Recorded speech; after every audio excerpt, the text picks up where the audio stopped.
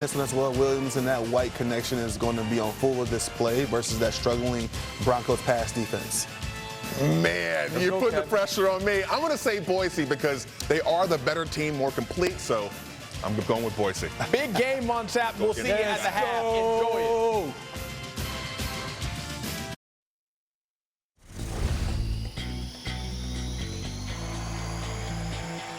Green going to run it himself, getting to the corner, diving for the pylon. Touchdown! Genty again in the Wildcat. Run it left. Huge hole. He's in.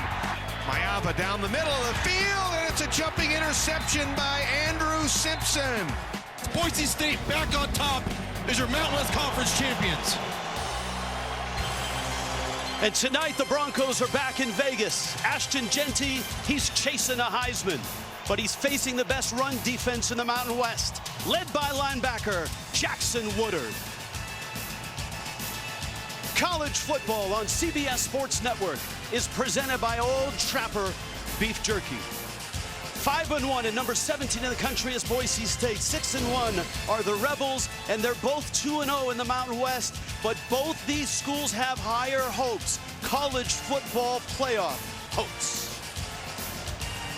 Hi, everybody. I'm Rich Waltz, along with former Super Bowl champ and running back Robert Turbin. Tiffany Blackman joins us shortly. Driver's seat for the college football playoff. Heisman Trophy hopeful. Rematch of the championship game. This feels like a postseason game in October. No doubt about it, Rich. And I can tell you as a former player, you love playing football. I mean, you love playing every game. And you do your best to try to treat them all the same. But there's something about playing in those games that have that championship atmosphere. The top two teams in the Mountain West going head-to-head. There's nothing like it. It's going to be a special night tonight.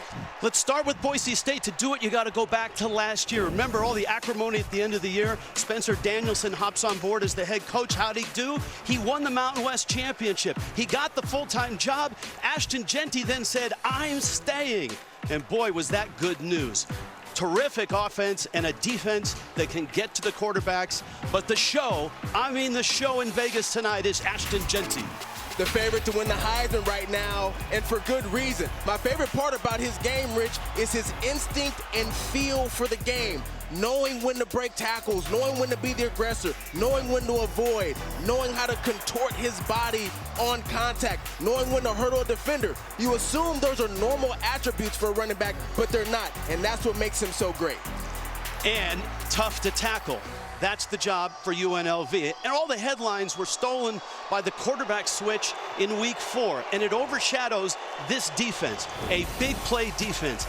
And I can't wait to see Jackson Woodard against Genty. Oh, man, it's going to be like a heavyweight fight, those two guys tonight. Jackson Woodard, he's the rock of this defense, the foundation. He's the oxygen, gives this defense life. When he's on the field, everybody plays at an elevated level. Haj Malik Williams started as QB2. After the change, QB1 with an exclamation point. Yeah, and this defense is really elevated since he's become the starting quarterback. He leads the nation, all right, in touchdowns since he's become the quarterback. At least he's 4th in the nation in touchdowns since he's become the quarterback. And he's got that dynamic of running and throwing. And so that dynamic is going to be tough for Boise State to defend tonight. That's the go-go offense. Barry Odom has changed the culture, the fortunes, the feel of this program. An amazing turnaround.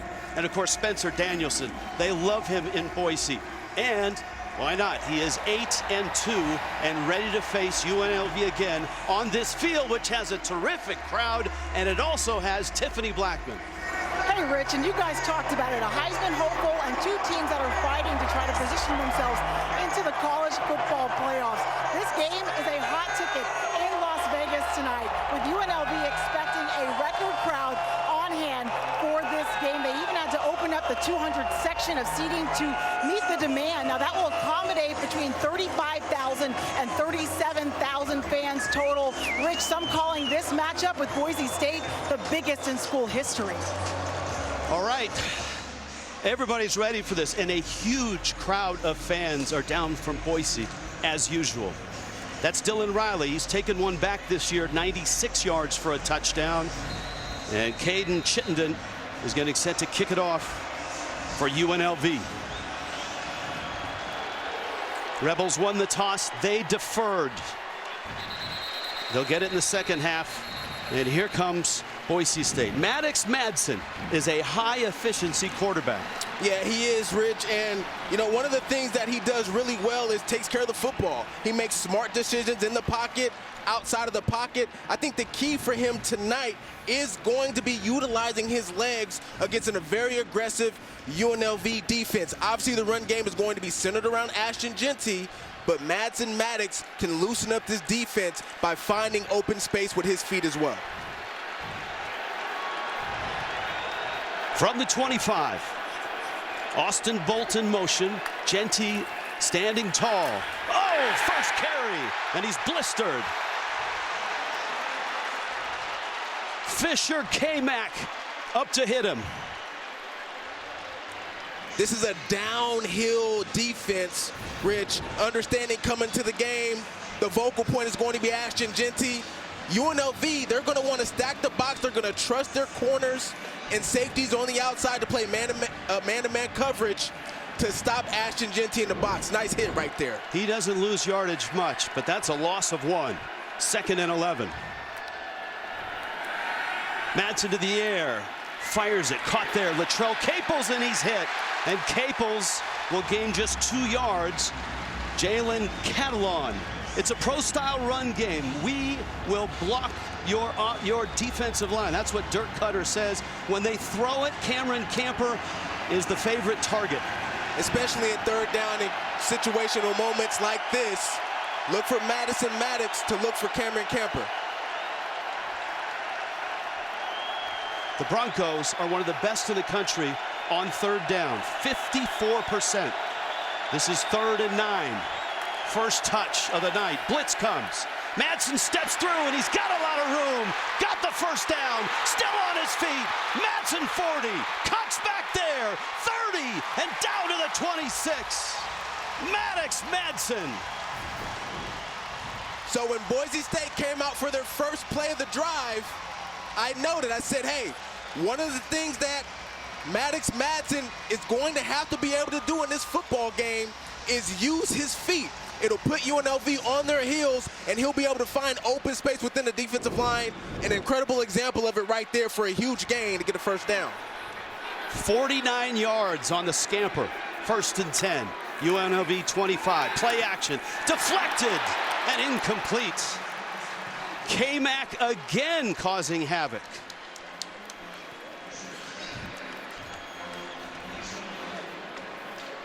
UNLV's defense, a 4-2-5 look. Strength at linebackers and great defensive backs, including Jalen Catalon.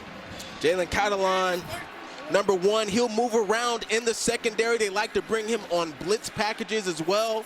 But he's got 4 interceptions on the season, so he's a playmaker and can get his hands on the football as well. 2nd and 10. Jeanty, 2nd touch. Right side, he's hit again and dropped. Goodness. Manny Powell got through.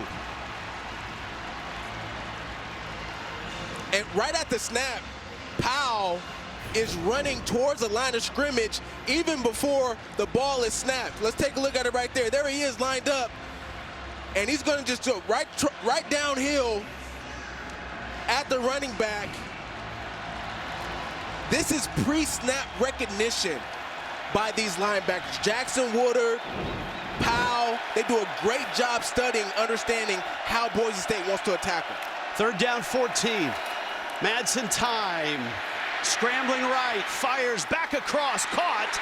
And that's going to be short of the first down. Matt Lauder, who's having a terrific year. Catalon with the hit, and they're well short of the first down. This feels like field goal situation, and it is. Jonah Dalmas is on his way in.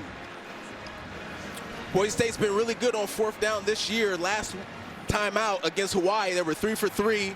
But this is a wise decision by Coach Danielson. You're playing against one of the best defenses in the Mountain West. Take the points. 37 yards. He's 7 of 8. He is 8 of 9.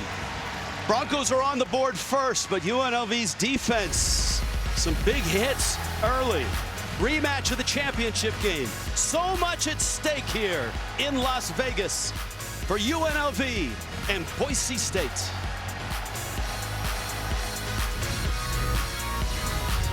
game. Yeah, for Boise State, look, they got to take pressure off Genty, meaning these wide receivers are going to have to step up. UNLV on defense, they've got the best secondary in the conference. On defense for Boise State, they got to flip the strip. They got to get takeaways. They only got 5 on the year in 6 games. For UNLV, offensively, man, in the red zone, they've got to finish drives, all right? They're only scoring at the 52% clip right now in the red zone. That's not good enough. And on defense, they're playing against the best offensive team on third down, converting at a 54%. Defensively, UNLV has to win on third down. They lost one. That was the 49-yard run by Madsen. And then they won one, which resulted in the Bronco field goal.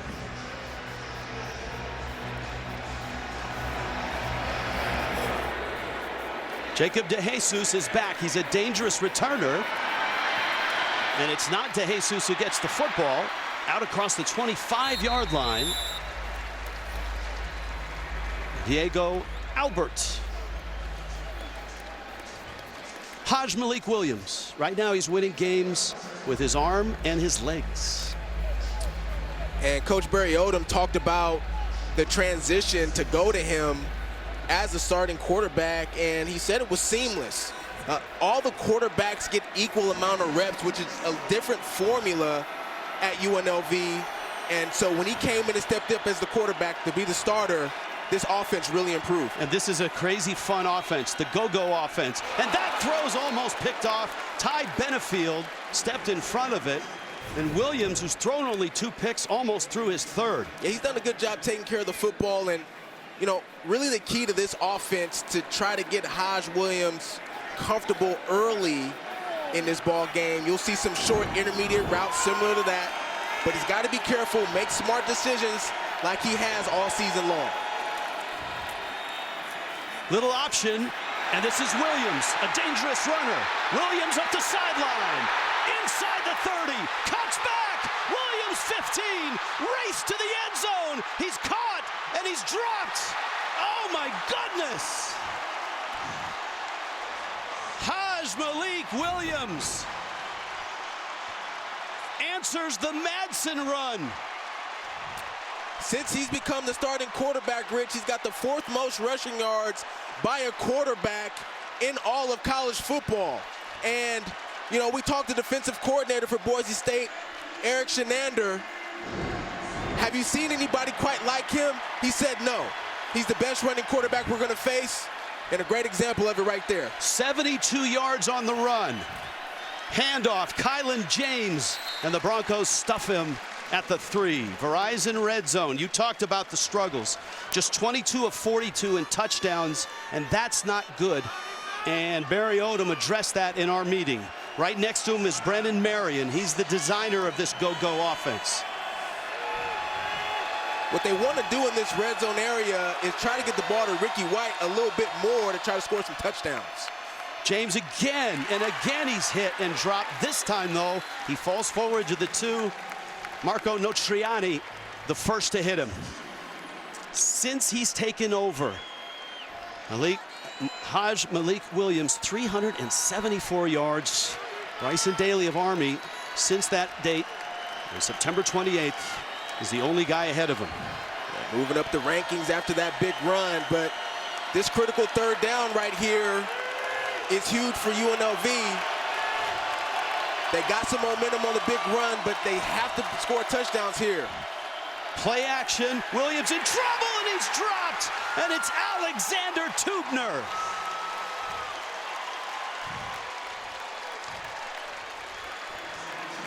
A loss of 8. Alexander Tubner, number 34, coming from the right side of your screen, is going to come in for the sack. He's a guy that they like to blitz a lot in this defense. And once he gets his hands on you, it's hard to break that tackle. They're going to settle for 3. Chittenden hits the field goal, a 28-yarder. Both quarterbacks have huge runs. Both defense, mostly with the Eagles. Now is on staff. He's one of the long jump coaches for the track team. Obviously one of the great off-time players, Randall Cunningham. Loved watching him play when I was a young kid. All right, that one is through the end zone, and it's possession number 2 for Boise State. What did you see in the 2 runs besides a lot of red on Ashton Jeanty? Well, I just saw aggressiveness from the UNLV linebackers. They're playing downhill right now, close to the line of scrimmage, but that's going to make them susceptible to some play-action pass, Rich. He lost 5 yards in those 2 runs. He's averaging 208 a game and 10 yards per carry. Just getting going. As a back, it sometimes takes a little while to get going, especially when you're playing against big-time defenses. For the 25, Jeanty hit, breaks that tackle, breaks another, and tumbles across the 35 to the 38. That's a 13-yard pickup. There's no doubt that Ashton Jeanty, he's going to get his, and this is the best part about his game, being able to break tackles and keep it moving. Jeanty again, little tempo from Boise State. Flag is down, and Jeanty is down after 4 hard-earned yards with a lot of red on top of him.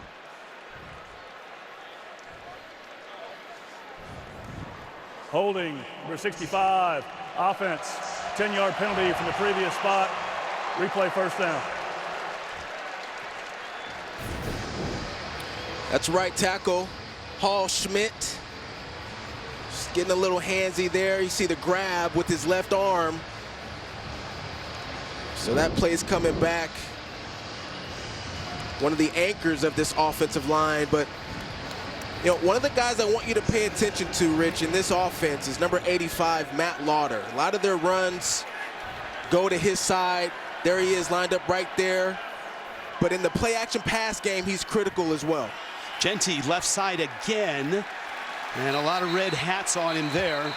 And Tiffany Blackman is down below. Tiff? Reason Ashton Jeanty stayed at Boise State was because of his relationship with Coach Spencer Danielson. And Danielson told us he's enjoyed every moment of Ashton being a part of this program. Not only is he a generational talent, he said he's a generational leader. NFL teams, of course, asking about him, and Danielson told them that Ashton changes the culture. That's the kind of impact he makes and what he could do in the NFL, guys. All right, thanks, Tiff. Jeanty just came off the field. Second down and 18. Empty backfield. And a 4-man rush. Madsen's throw in a seam. It bounces up in the air, and it's incomplete. Whoa! It was Lauder who first got his hands on it, and after the collision, it popped loose. There's Matt Lauder. Almost made a great catch that time, going up for that football. And as he's going to the ground, it just bounces off of his hand. Good heads-up play right there by Latrell Caples, trying to get that catch as the ball was in the air. Luckily, it wasn't intercepted. Not a bad throw, though. Had Lauder in the hands. And this is an ambitious third down. Third down and 18. Got to be real careful here if you're Madsen. 4-man rush, little crossing pattern, and it's dropped.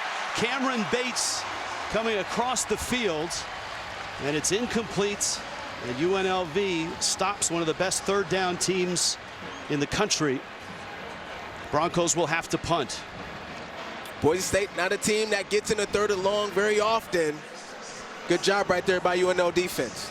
UNLV has blocked 4 punts this year. Ricky White has 3 of those blocks. He's number 11. He's lined up. Now he peels off the line.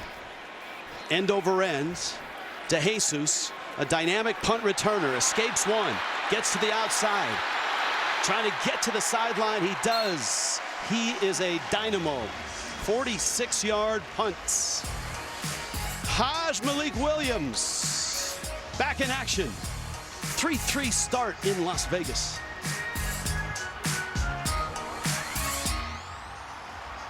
Number 1 in the AP poll, and that means a lot to Boise State and their hopes.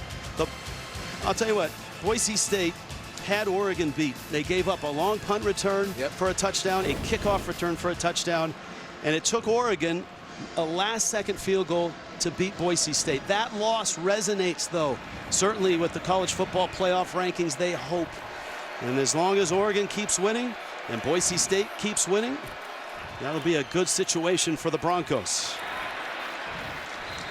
UNLV's offense is the go-go offense. Brendan Marion, the offensive coordinator, designed it. It's a combo of spread, triple option, and RPO, and Ricky White can do all of those things well. Yeah, get ready to see a lot of number 11, Ricky White, getting the football. He leads the team in targets, one of the best receivers, if not the best receiver in the Mountain West. He makes this offense go in the passing game. 2nd down, 6. Williams pulls it, fires it, caught, and that's Jacob DeJesus. He's got the 1st down. Broncos defense, an attacking style, and the best pass rush in America. And this is the guy that leads it, Ahmed Hassanin. Hassanin leads the Mountain West in sacks. So if this defense wants to have success, he's going to have to be disruptive tonight. Broncos, good pass rush here. Williams, deep shot, and it is caught at the 10. Casey Kane out at the 5. Another big play from UNLV. 50 yards. And it's interesting, Rich, because we had a conversation with offensive coordinator Brendan Marion for UNLV about Hassanin, about Williams, and what part of his game could he improve on? He said it's his deep ball accuracy is the aspect of his game that he's been working on most, and you can see the improvement right there on that play. In the red zone last time, they didn't get a touchdown. That's been an issue. Williams pulls it and fires it high. Kaleo Balingai couldn't hold it.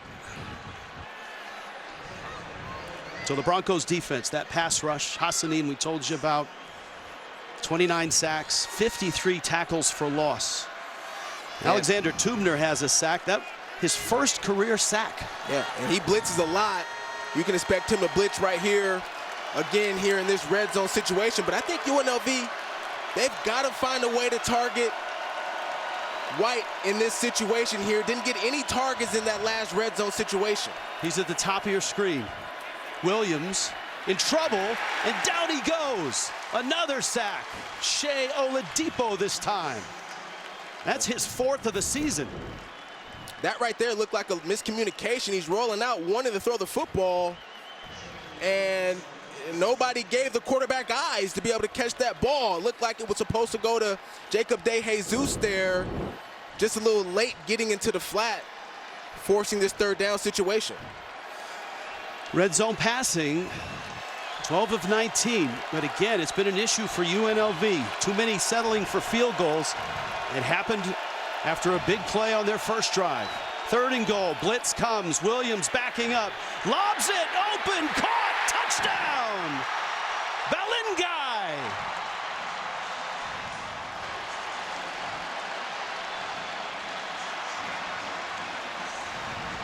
So Ricky White, he gets so much attention that the defenders, he's going to come across the formation, and they just leave wide open the other target for UNLV. Kaleo Balingai, the tight end. It's the first time they've led a ranked opponent since 2007. Extra point is up and good. That's a nice play design right there by UNLV. 2 scoring drives, big plays with his legs by Williams on the 1st drive with the long throw to set up this. Rebels on top, 10-3. Well, it's just a miscommunication by Boise State's defense. They're in man-to-man coverage right here, and so it's you know, who's got who. These 2 defenders are going to go there for this swing route right there, leaving this wide open. One of those guys is responsible for that tight end. That's Kaleo Balingai. See those 2 defenders go for the swing route, and they vacate the tight end wide open in the end zone. Just a miscommunication on who's got who in man coverage that time, Rich. Balingai is their red zone guy. 7 catches and 3 touchdowns, and with a Boise State offense headed back out onto the field. We check in with Tiffany Blackman. Hey guys, something I noticed on UNLV's previous drive, after they came away without a touchdown, I saw offensive coordinator Brennan Marion go over to Hodge, tell him to settle down. And then you look what happened after this previous drive where they did get the score. He did throw the touchdown pass. And you can see them after every play just trying to go over what they could do better and going over it repeatedly on the sideline, guys, as part of that open dialogue they have. All right, thank you, Tiff. Broncos now, their own 25. Genty's somewhat bottled up. Play action, Madsen. Genty out of the backfield. Makes the catch. It's his 10th catch. Still on his feet, and Genty is across the 30. Tough to tackle. Jalen Catalon was the one who finally dropped him. It's so interesting with Genty because he catches the football, and that's Jackson Woodard right there. He catches the football with the defender literally standing right in front of him. And he still breaks 2 tackles before he can get him down. It's what makes him so special. One thing Boise State doesn't have this year that they usually have is a game-breaking wide receiver, a Khalil Shakir, a Cedric Wilson. Both those guys are in the NFL. Latrell Capel's kind of banged up, and it's Louder, his second catch, and Louder straight ahead. He's so valuable.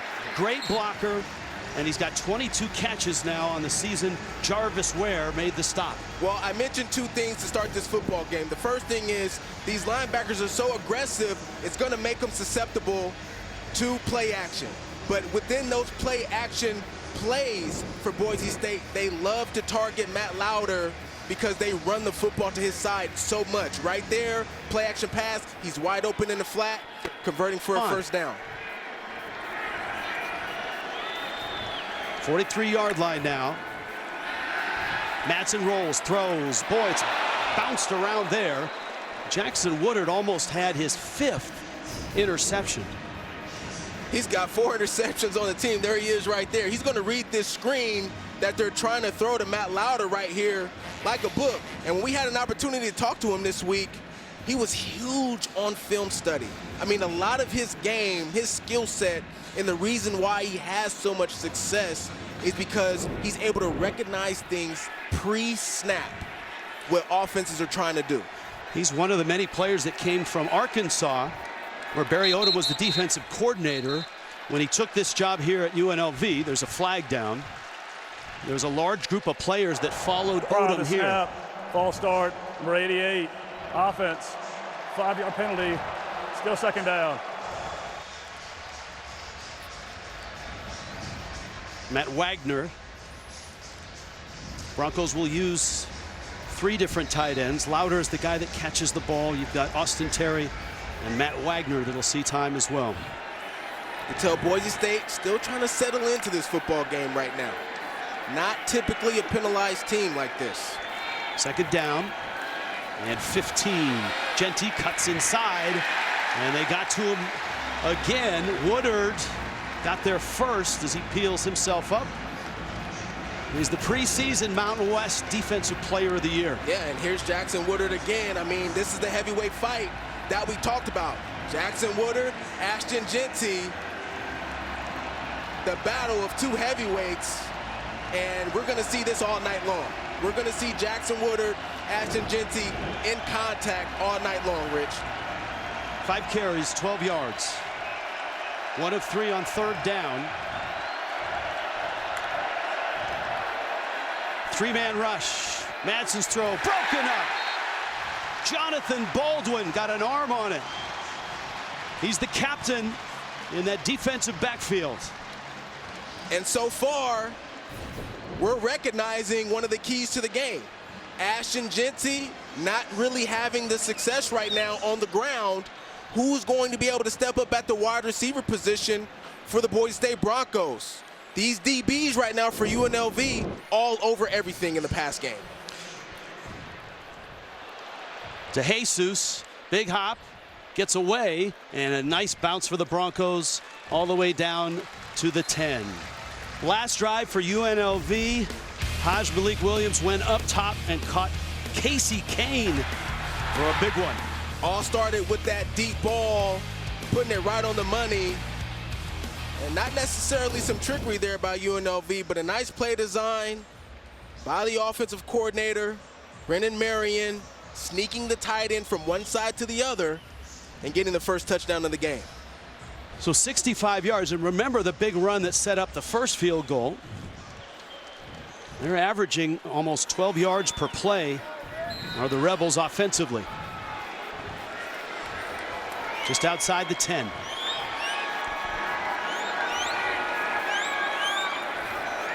Williams back. Kane again. Locked up. No flag. And that's good coverage there. Devon Banks. You know, it's interesting, Rich, this offense for UNLV, one of the leading teams in running the football as it pertains to how much they run the football during the game. But they want to be able to beat you over the top with those explosive plays in the passing game. We've already seen UNLV take 3 shots in this football game. Yeah, they're 4th in the country in terms of percentage of runs. False start, number 44, offense, 5-yard penalty, still second down. So it's Christian Moore, the tight end.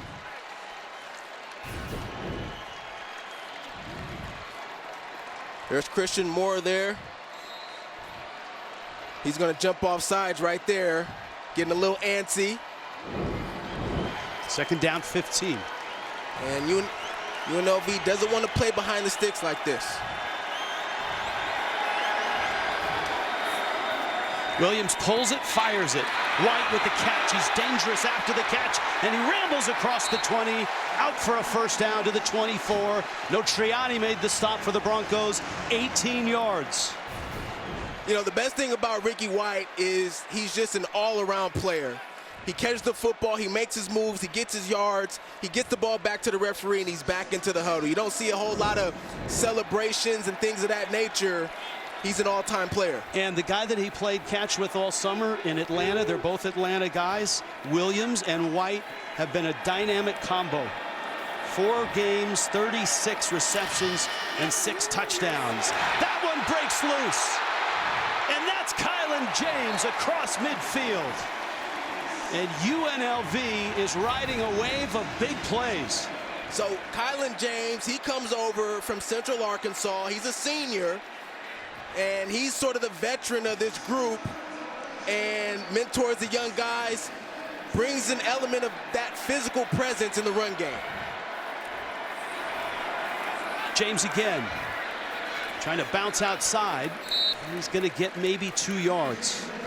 Tubner made the stop. The go-go offense, Brendan Marion, the offensive coordinator, developed it coaching high school football in Northern California. There he was. His first offensive coordinator job in college was at Howard University in Washington, D.C.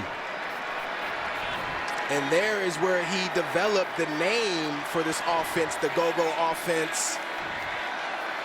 Yeah. There's go-go music in Washington, D.C., and the players, they named the offense after the music. Pretty cool. Williams pulls it, fires it. White spins away from pressure. Hit, dropped. Where'd the ball go? It flies out of bounds. It's going to stay with the Rebels. And White has another first down. Boy, lucky right there that time. Ricky White's got to be careful with that football. So if you're on the right side of the sideline, Rich, the coaching point is you got to have good ball handling discipline. Means you have to have the ball in your right hand right there. Ricky White's got the ball in his left. That makes you susceptible to fumbles and turnovers right there. UNLV at home and on top. And so Tiffany Blackman. Coach, UNLV seems to be finding a rhythm offensively in both passing and rushing the football. What can you guys do to get a stop? Yeah, well, first off, thank you, Jesus, for this opportunity to be here. This is an awesome game. Our guys are fired up to play it. And defensively, we got to do our job. There's a couple plays in there that we did not do. We practiced. We got to settle our guys down and make the plays we should make. And on offense, we just have a couple penalties that are hurting us. Thanks, Coach. Appreciate it. Second look at that last play. Zion Washington, 21, had the ball briefly, and then it popped back out and landed out of bounds. Ball at the 37, 1st and 10. Rebels on the move. Blitz coming, and a nice draw play there. That's Jaden Thomas, who burst through for 12 more yards, and another first down. You're going to see Boise State bring blitz in the middle and on the outside, but the tough part about blitzing and option offense is you can lose your gaps, and right there, a huge gap wide open for the run. This might be a throw. That's Cameron Friel, who throws it back to Williams, and it's incomplete. Friel is the backup quarterback. He was QB3 when the season started, and a little trickery here. Boise State is the king of the trick plays. They probably have this one in their book somewhere. Well, he's got the blockers out in front if he's able to catch this football, but you know, you got to credit Virgin Morgan right there for retreating and getting back and making that a tougher throw. That's a great play by Jaden Virgin Morgan to sniff it out. 2nd and 10.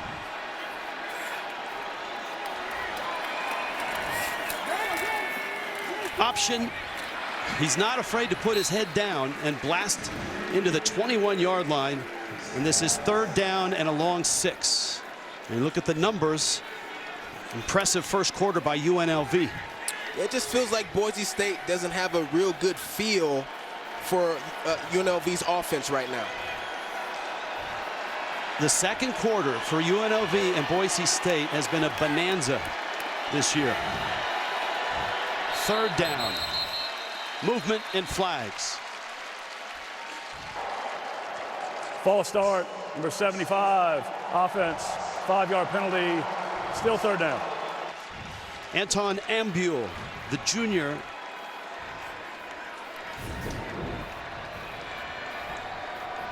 There he is right there. Just gets a little antsy that time. UNLV not really afraid of these 3rd and long situations. Williams play action with time, steps up, in trouble, and down he goes. Jaden Virgin Morgan. And Boise State really has 2 good dynamic defensive ends. You got Ahmad Hassanin on one side, then you've got Jaden Virgin Morgan on the other side, who's the 2nd leading sack leader of the team this year. Caden Chittenden is one of the best young kickers in the game. He's 18 of 20, but his longest is from 46 yards. This from 52.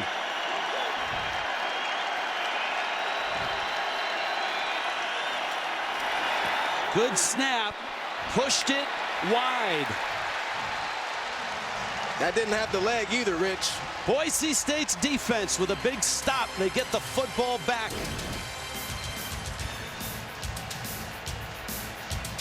The leg, not the direction. Commissioner of the Mountain West Conference down below with our Tiffany Blackman. With Mountain West Commissioner Gloria Navarez. And Commissioner, how special is it to be here when you have 2 of your top teams in a game that could have college football playoff implications? Absolutely, and it's that ability to have college football playoff access that makes this so incredibly powerful, and the fans were packed. It's wonderful. And you've got a running back in this game, and Ashton Jeanty that's making a push to try to be that Heisman Trophy candidate. How special is it for the conference to have a player like him putting this type of season together? Not only have a player like him, but he committed and he stayed at Boise State, and he's having this wonderful season and certainly has more than a chance. And the future of the Mountain West Conference, you guys have some new additions coming in 2026 in Hawaii full-time and UTEP. How excited are you about what's to come? Well, certainly it's a whole new world, and conference realignment seems to be our everyday, but we couldn't be more excited about these 2 new opportunities and maybe even some in the future. Thank you so much, Commissioner. Thank you.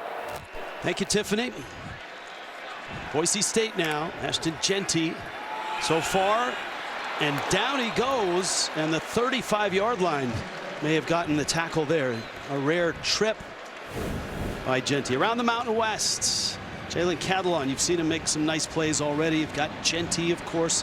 San Diego State, not a great start to their season, but 2-0 in the Mountain West now. They take on Washington State tomorrow night on CBS Sports Network. And Colorado State, same script. Not a great non-conference, but suddenly 2-0 in conference. 17 yards on 6 carries. Madsen pulls it, fires it quickly. Prince Strawn with the catch. That's a pickup of about 6, and that's a 1st down. Getting the ball out of Maddox Madsen's hands quickly right there. Quick fake to Ashton Jeanty. You know, this offense hasn't really gotten any run game going yet so far, and you know, a lot of their runs have been in between the tackles, Rich. I'd like to see Boise State try to get Ashton Jeanty a little bit on the outside, try to get him on the edge. to switch things up in their run game.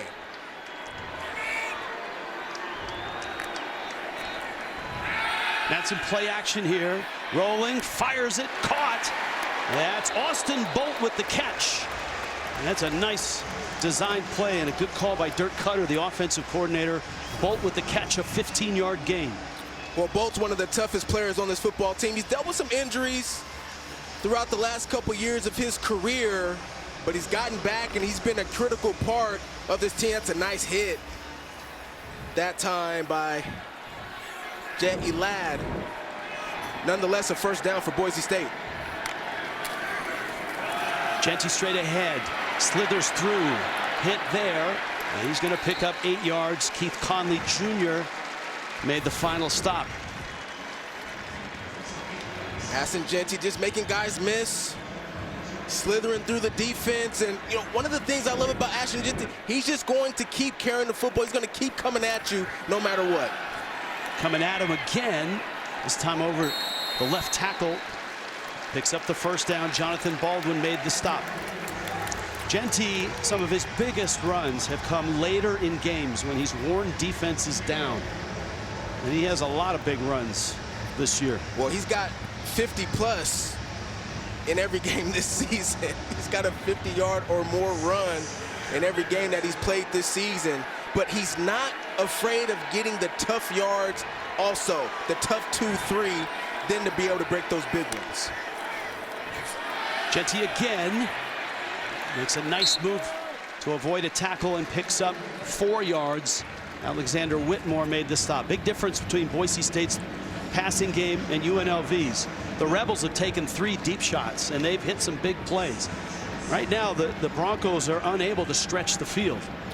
They're going to get a lot of one-on-one man coverage from UNLV. They've got to be able to win those matchups. Family of Ashton Genty. 2nd and 6. Genty at 5'9", 210 pounds. Madsen, now they'll take a shot, and it's over the head of Austin Bolt. Tony Grimes on the coverage. Just overthrown his target that time, Maddox Madsen. But, you know, here is the critical situations for Boise State. Typically on 3rd down, they like to give the ball to Ashton Genty, but when it's 3rd and long, you've got to be able to convert in your passing game. Usually he goes at Cameron Camper, number 9, in this situation. Who's going to be the receivers to step up here on these 3rd downs? One of the best in the country on 3rd down, but 1 of 4 tonight, and a flag flies in.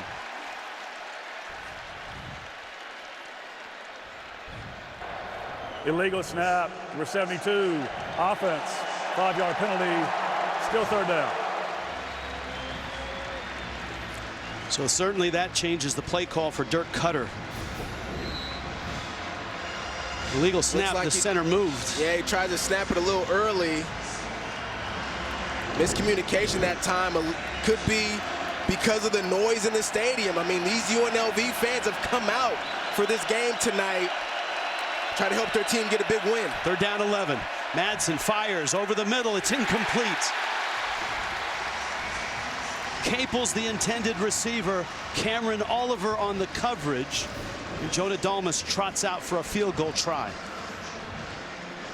There it is, one-on-one, comeback route, and a little bit of an inaccurate throw, but Cameron Oliver breaking on that football. Even if he catches it, they're short of the first down. Dalmas, the best field goal kicker in Mountain West history, and he's chasing 97. That's the NCAA record for field goals in a career. This from 44, and Dalmas knocks it through. Chasing 97, he's got 89 now. 10-6, Rebels. Reeser is going to kick off here. Dalmas has hit a couple field goals. That's Jaden Thomas, who took one back 90 yards against Fresno State. The special teams for UNLV, in the words of Spencer Danielson, are elite. Boise State's are really good as well. So this is Thomas. It's over his head. Now that last drive, they were in scoring position, and then everything went haywire. Well, they get the false start penalty. That moves them back 5. Then they get sacked. That moves them back even more and just puts them out of range. You can see that field goal being short and to the right. So got to be disciplined, UNLV. Do a better job being disciplined once they get into those scoring positions.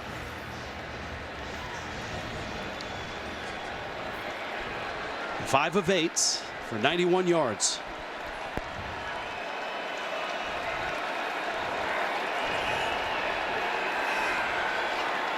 Two running backs in the backfield, and on an option, Williams will keep it. Oladipo makes the stop. So, I mean, that's the go-go offense is a mix of triple option, of spread, and some RPO.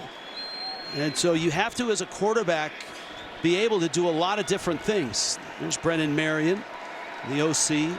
Williams played at Campbell, and his offense was the chaos offense. And he said it certainly helped running that offense to come in here and run this offense. White makes the catch, and he is close to the first down. I think he's just short. Amarian McCoy made the stop. And Rich, you talk about the mix of this go-go offense. The other aspect of it is the dropping straight back like pro style. You saw it on the completion right there. Yeah, they'll take deep shots. And part of that is that Brennan Marion was a wide receiver at Tulsa. He led the nation in yards per catch. That's why he wants deep shots. That's why he likes the deep shots. You got to run this football here on this third down. They need a yard. Williams going to keep it, and he gets the yard as he busts across the 35 to the 37.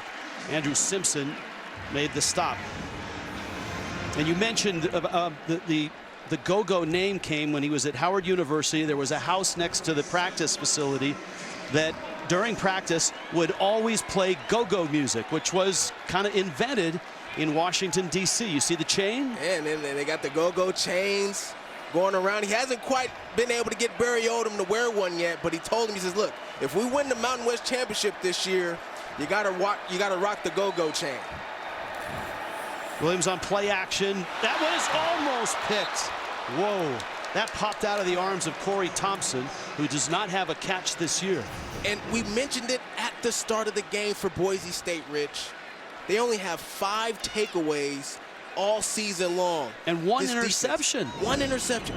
They have to capitalize on those opportunities when they're there. You see it right there. Tied for 116th in all of college football. Coach Danielson has really highlighted that aspect of improvement for this defense. And UNLV is one of the best in the nation at turnover margin. Simpson makes the tackle there. 16 forced turnovers and just 4 turnovers for UNLV. And again, another third down. It's third down and 6. Well, you know Boise State likes to bring their blitz packages. They got a sack on the last drive.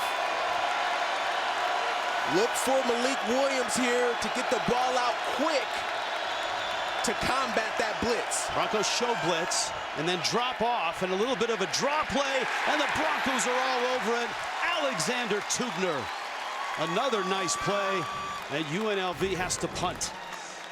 So there's Tubner right there all the way to the left side of your screen, playing on the outside. He looks like he's going to blitz, and then at the snap, he drops out. That enables them to be able to play this run perfectly, keep outside contained, and stop the running back there. That's a bomb of a punt there by Marshall Nichols. That tells you why he's only had 6 punts returned all year. That's 62 yards, kids. Alexander Tubner showing up. 10-6, UNLV was 13. Turbo, your take on it? Well, he's got great instincts. I mean, the ability to make people miss and break tackles. He's a really good pass protector. Being in Dirk Cutter's offense really helps him because he's playing in a pro style. But he's got to work on his route running, and it's not that he's got great hands. He's just got to get into those routes a little bit quicker. That was the real negative that I had in the scouting report. Broncos their own 20. Genty right side, and he's through and tripped right at the 31. If Jalen Catalon doesn't get him, and Genty is down. 12 yards on that carry. And Ashton Jeanty is down at the 32-yard line. A simple power play, and I mean, typically, ooh, that arm, he's out of there. Yeah, watch him brace his fall with that left arm. And you wonder if that jolt is what did it. We'll try to get a report. And if Catalan doesn't make that tackle, he's gone. I had a similar play when I was with the Indianapolis Colts trying to break a fall like that. Sometimes he can get a little overextended, but he looks like he's going to be okay. Yeah, look at, he's waving him off. They were going to take him to the locker room, and he feels all right, shaking it out. And that's a great sight for the Broncos. Well, I love his toughness. It's actually my favorite part of his game. He gets a little dinged up, he shakes it off, and he's right back into the huddle. Capel's in motion, 1st and 10. Madsen play action.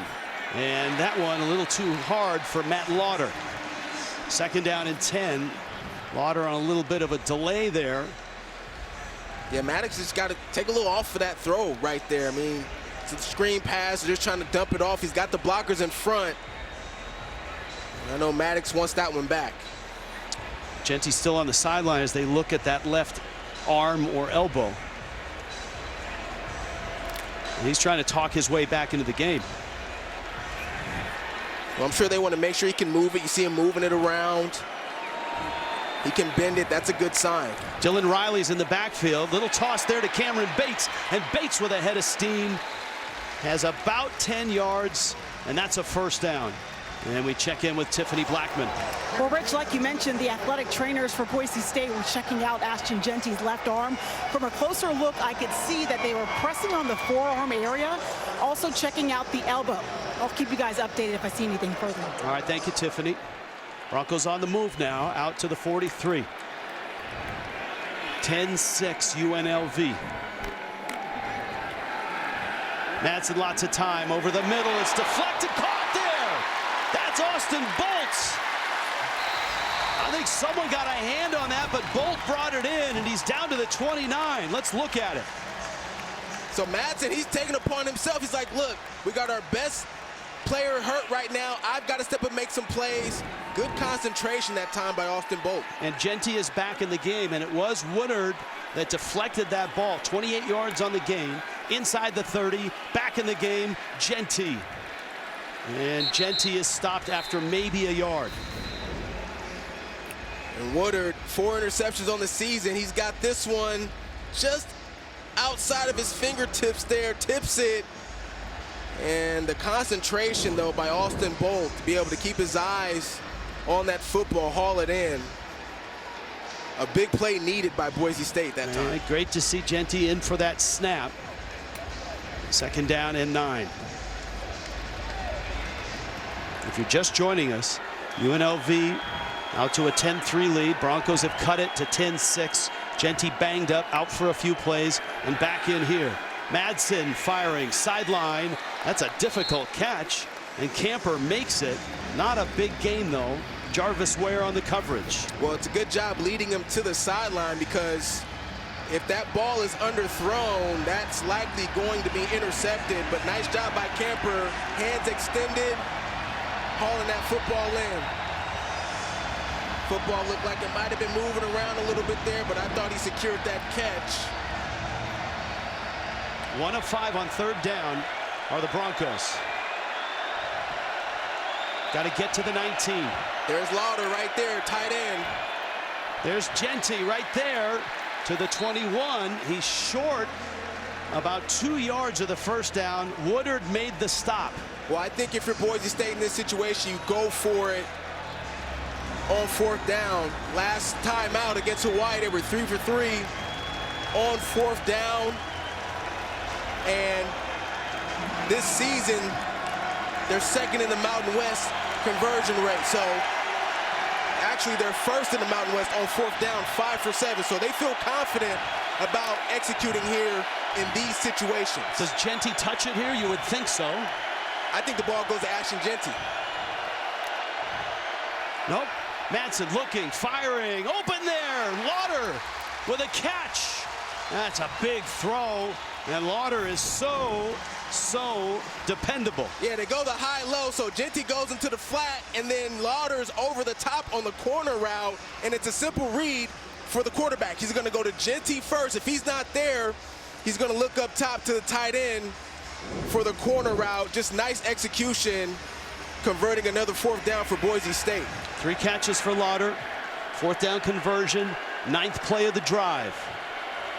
Bates in motion. Genty trying to pick his way through. Oliver got him by the ankles, and the 2-minute timeout has hit with the Broncos on the doorstep in a back-and-forth first half. On the way, Zach Aldridge, Kevin Carter, Cardale Jones, Brian McFadden break down the game, get you ready for a big college football weekend. The Verizon halftime report. Broncos have moved it down to the 6-yard line, and 2nd down and goal to go. In the red zone, Ashton Genty, 8 touchdowns. Well, when you have a great running back like Ashton Genty, you get close to the end zone like this, I mean, it smells like roses. I mean, you're so close to the end zone, you can almost feel it. He's going to get a couple touches here in this situation, try to get a touchdown.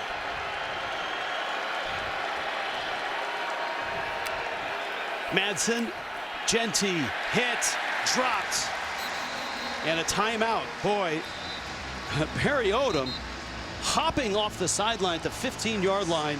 He wants to preserve time here. UNLV gets the football to start the 2nd half. Well, this is just a nice job in the interior by Alexander Whitmore, fighting off a block, getting into the backfield and getting that stop. And, you know, Barry Odom, confident in his defense, wants to try to conserve as much time as possible to get the ball back to his offense.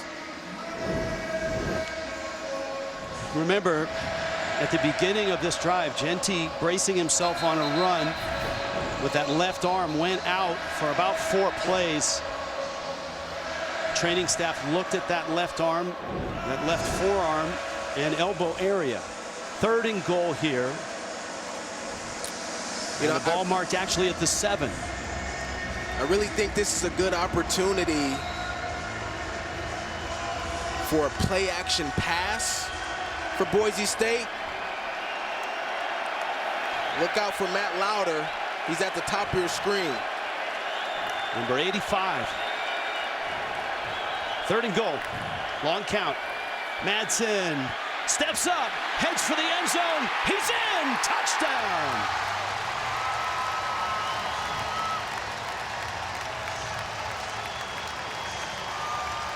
The 2 biggest runs of the night belong to Maddox Madsen.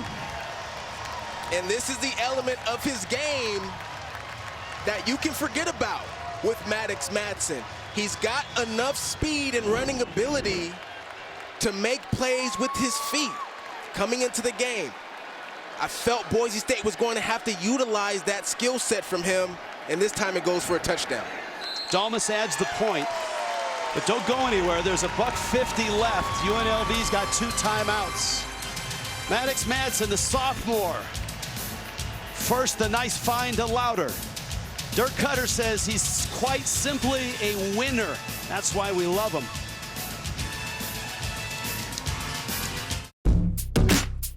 Castings.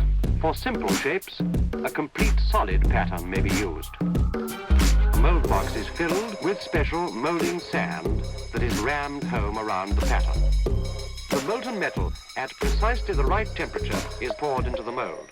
The assemblies are tumbled. Shaping is done with the aid of machinery, and the fine finish is evidence of the craftsmanship that has gone to their design and construction. Number 17, Boise State. On top now, Maddox Madsen, beloved by his teammates. He had to wrestle the job from Malachi Nelson, the USC transfer, who was a 5-star recruit, and Madsen did it. He's been terrific this year. Thomas is deep. He really has, Rich. I mean, it was a battle for that starting quarterback job, but he just came and he just put in the work. That's what Dirk Cutter told us last night.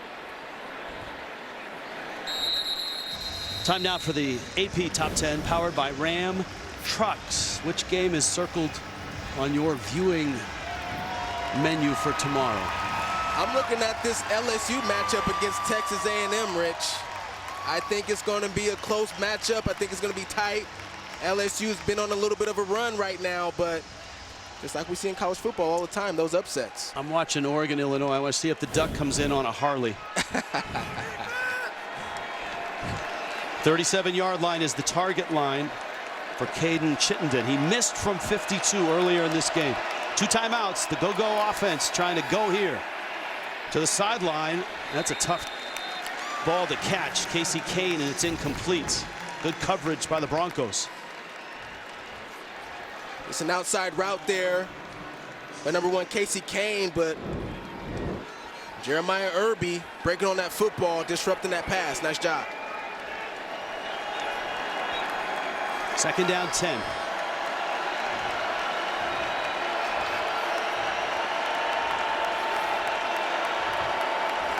Low snap.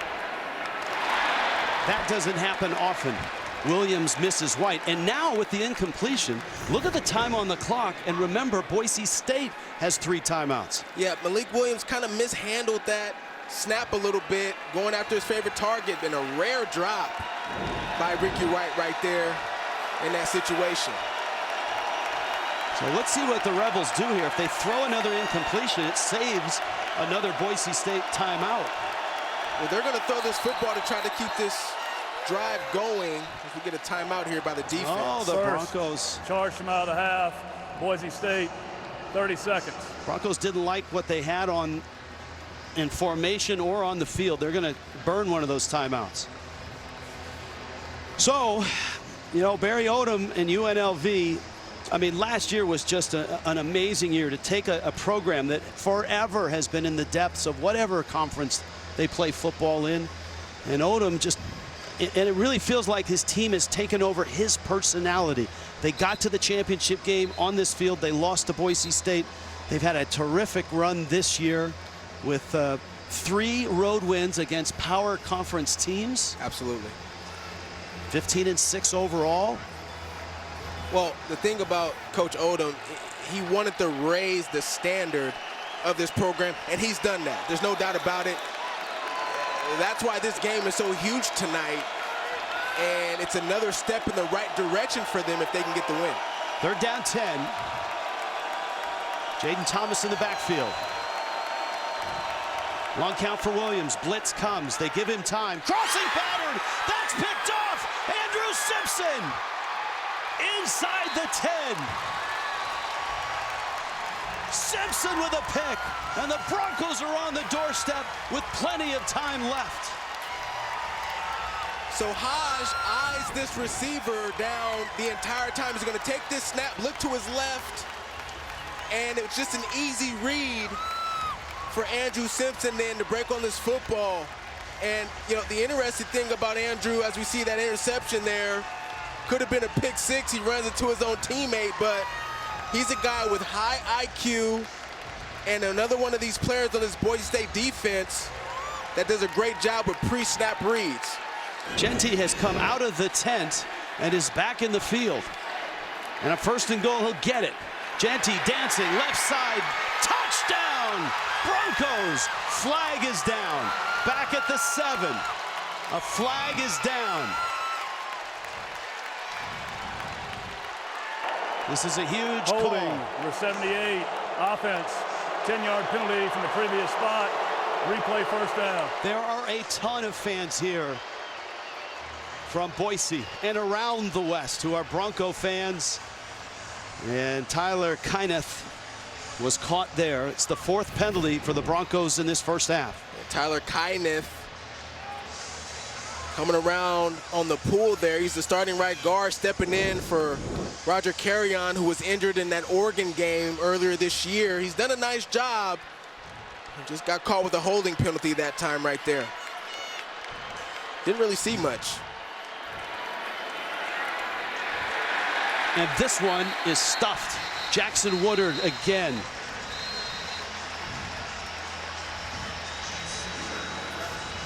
Really important for both teams to keep their composure in this situation. Tiffany Blackman. Hey, you guys, Ashton Jeanty was in the tent for a while before coming back out for this offensive series. He emerged with his whole entire left arm pretty much taped up, guys. It's completely wrapped.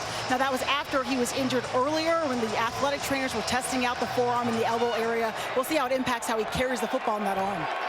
Thank you, Tiff. 2nd and goal with the penalty. It's back to the 17-yard line. Madsen rolling, time, sets, looks, fires and throws it over everybody's head. Strawn was the receiver in the back of the end zone, and now it's 3rd down and goal. Well, that time Maddox Madsen just threw that football away. He's going to roll to his left and not really seeing anybody open. He got coverage there, coverage there, coverage there. Doesn't see the open targets, and so smart decision, very wise, throwing that football in the back of the end zone, living for another down. Broncos going to call another timeout. Charge from out of the half. Boise State, 30 seconds. If you're UNLV and you can hold Boise State to a field goal here, you got to feel pretty good about yourself. You get the football to start the 2nd half. If you're the Broncos, man, this is a huge opportunity. The momentum play, Simpson's pick. But it's 3rd and goal from the 17. Yeah, I think Boise State feels really good about where they are right now, just sort of grinding things out in this first half. And here's the touchdown by Ashton Jeanty that got called back. There's Kyneth. That left arm right there just slightly grabs the jersey.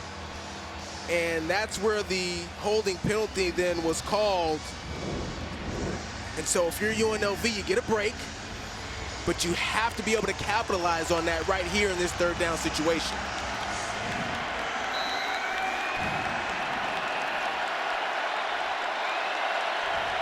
They have 1 timeout left from the 17, 3rd and goal.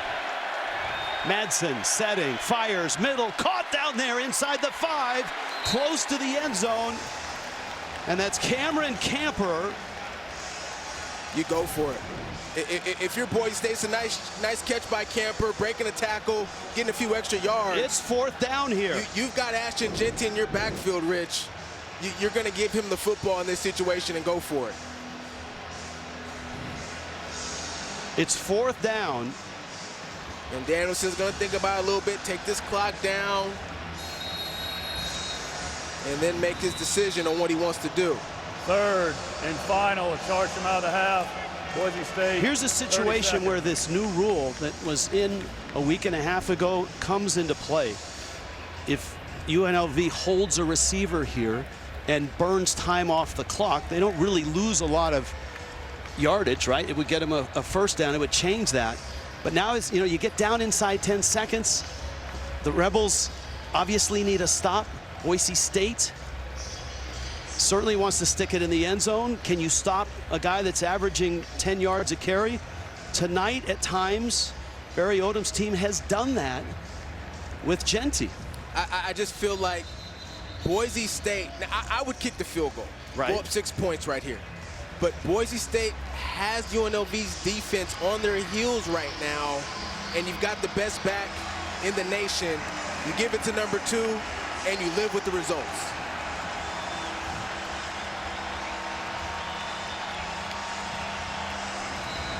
Now, beware of a little bit of a gadget here, right? Everybody's going to be packed inside the box, thinking that Ashton Jeanty's going to get the football. Could be a fake run. Madsen keep, but I'm giving it to number 2. 4th and goal from the 2. Madsen rolling, looking, firing, end zone, caught, touchdown! It's Lauder.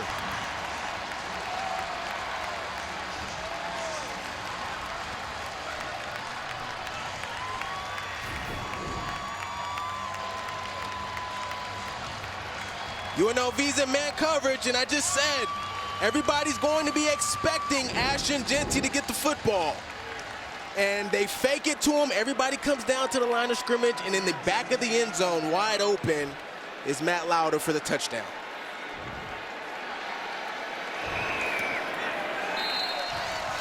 Ashton Jeanty is chasing a Heisman, but Maddox Madsen has been brilliant tonight with his legs and a terrific find there in the back of the end zone. He's making the smart choices here. He's manned up right here with Louder, but after the fake, he goes down for the run. Watch this. So they snap the football, they fake it, boom, he's down at the line of scrimmage, he's wide open. And just too late trying to recover in that situation. But Rich, what are you supposed to do? I mean, it's the best running back in the nation. You think he's going to get the ball? Of course he's going to get the ball in that situation. It just makes it so tough for the defense to be able to stay disciplined on their man. And of course, the pick, Malik Williams, Andrew Simpson, that put it all in motion. And man, has this game changed dramatically in the last couple minutes of this first half. It's important and imperative to finish quarters in these big-time games, and you've got a team that Boise State very used to these scenarios and these high-atmosphere type games. Little pop-up kick. That's Thomas at the 20. And Boise State, who smartly ran the clock down, are headed into halftime with a 10-point lead.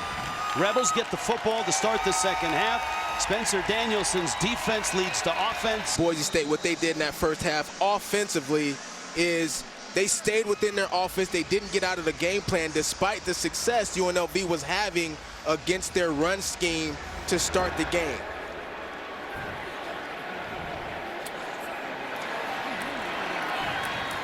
That's Alberts trying to get outside.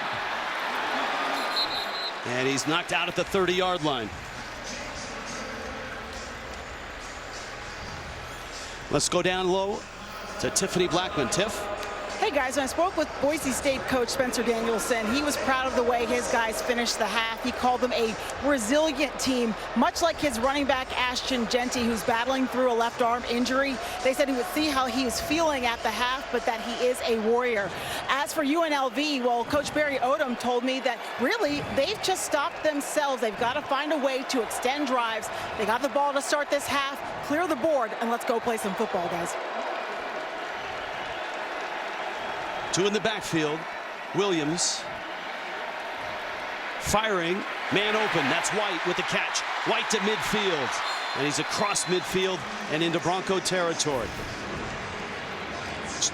They start this offense now. First play, fake run, and this is what I'm talking about, right? Just that RPO game, a little bit of a different scheme there, but it just makes the picture much easier for Williams when you get defenders coming down to the line of scrimmage to defend a run and have the wide receivers an opportunity to get open down the field. One play into Bronco territory. This is Jaden Thomas, and Thomas inside the 45. It's a gain of 2. UNLV's first half possessions held to a field goal. Have not been a great touchdown team in the red zone, and that pick really, really hurt. And this missed field goal right there, that's really what sort of turned the tide for this team in that first half. They don't have a problem moving the football in this football game, but they're struggling finishing their drives. They got to be intentional about that here in the second half. Second down and 8. Quick throw there. And that's Jaden Bradley with a catch. So it's third down and about 5. I think right here, if you're UNLV, this ball has to be in Williams' hands, and if you don't get it, this could be fourth down territory. Williams to the sideline, and he has the first down. Andrew Simpson chased him out.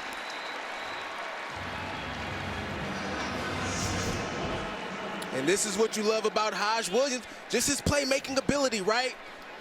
Defense does a good job down the field, guarding up against the wide receivers, makes a man miss in the backfield, avoids a sack, and then is able to turn that into a first down.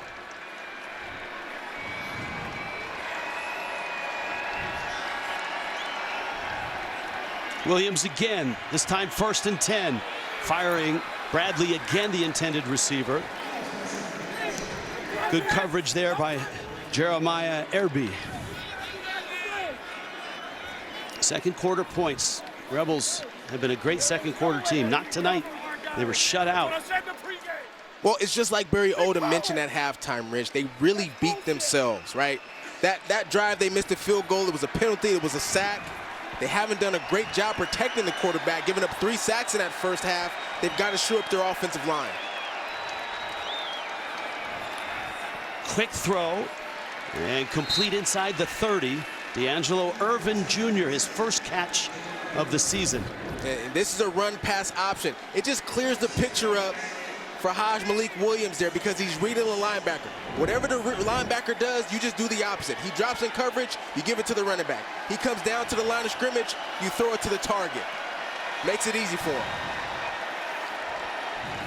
Right around this part of the field, a sack and a penalty knocked them out of field goal range. They missed a 52-yarder. Blitz comes. Williams steps through it, and Williams to the 20, to the 18-yard line. Tudner dragged him down. A big third down conversion, 9 yards. Much like how the game started for UNLV and Boise State. Boise State wants to bring blitz, and they overcommit at times, and Hodge is able to make a guy miss and get downfield to convert first downs with his feet. He's going to have to do that more here in the second half to help out this UNLV offense. 1st and 10, RPO, and he's going to toss it. That's Irvin. Great move there inside the 5. Zion Washington made the stop. And that RPO, and Williams got rid of it quickly. And they're going a little tempo here. That time, just a dump off there by Malik Williams, and a good move in space by D'Angelo Irvin. But this is the area where UNLV has struggled. They're 1 for 2 tonight. 1 touchdown, 1 field goal. You want to be able to get touchdowns in this situation. 1st and goal. Right on the 5. Williams keeps. Williams in. Touchdown.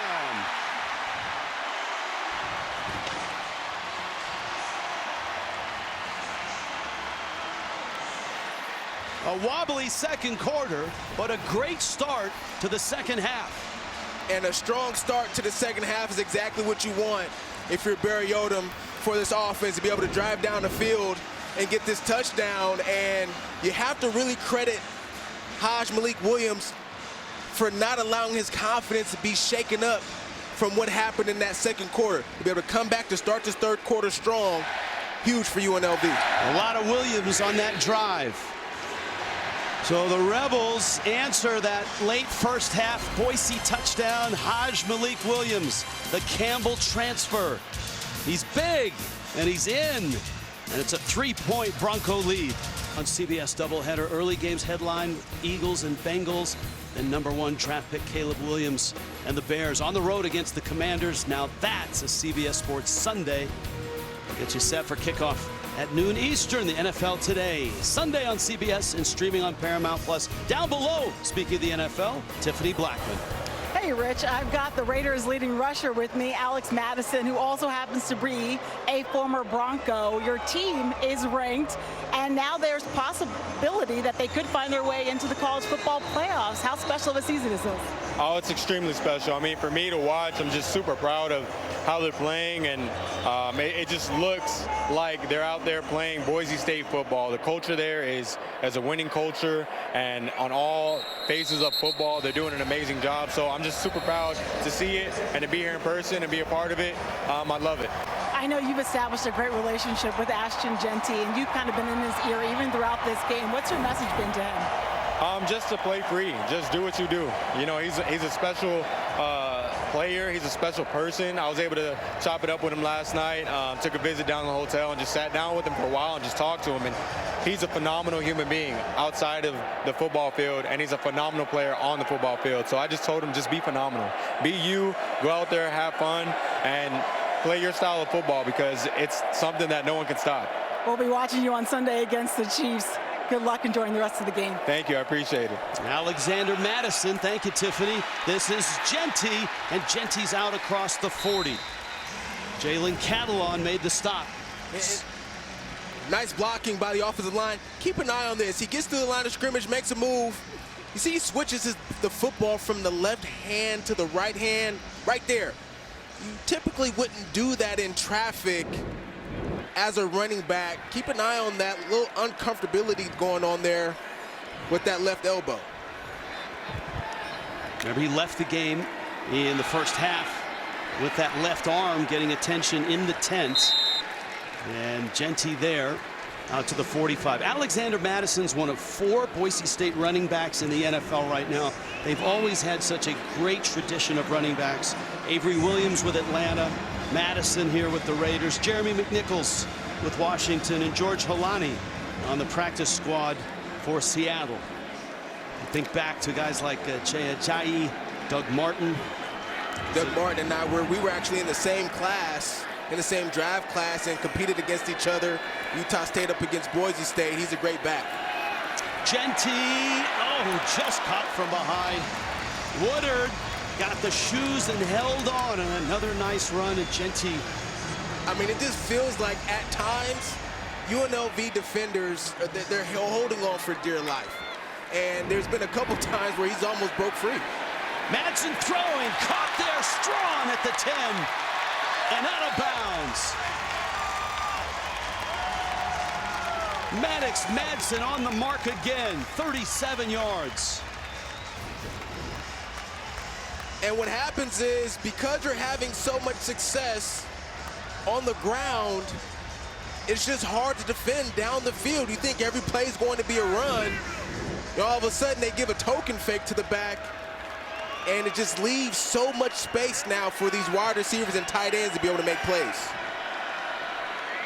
UNLV scored on their first possession here in the second half. Broncos driving, and Woodard. It's a loss of yardage for Genty. You got to like the answer so far by Boise State. And I love the approach to the drive. They open the drive, running the football. They get back to the basics, back to doing what they do, as we see a tackle for loss there by Jackson Woodard. But listen, this is the offense. This is a style of offense that's okay with taking the dirty 2 and dirty 3 yards to start the game, knowing that the big runs are eventually going to pop. They lost a yard. Second and goal from the 11. Madsen, time, fires, corner, and it's over Strong's head. Madsen upset with himself on that one. He knows he missed the wide open target that time. There it is on the corner route, just overthrows him. And he wants that throw back, I'm sure about it. Third down goal.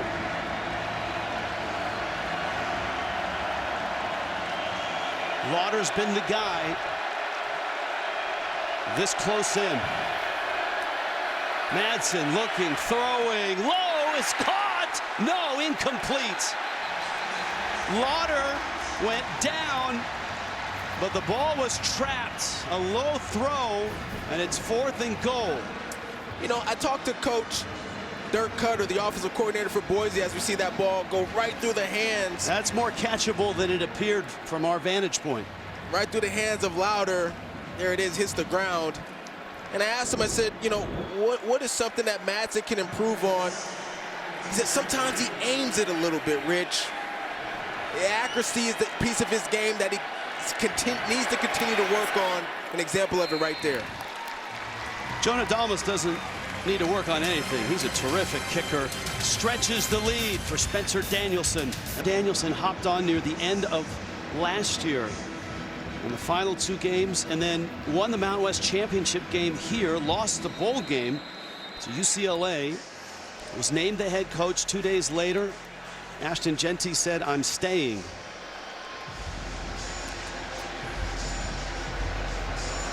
They lost just 1 starter in the transfer portal.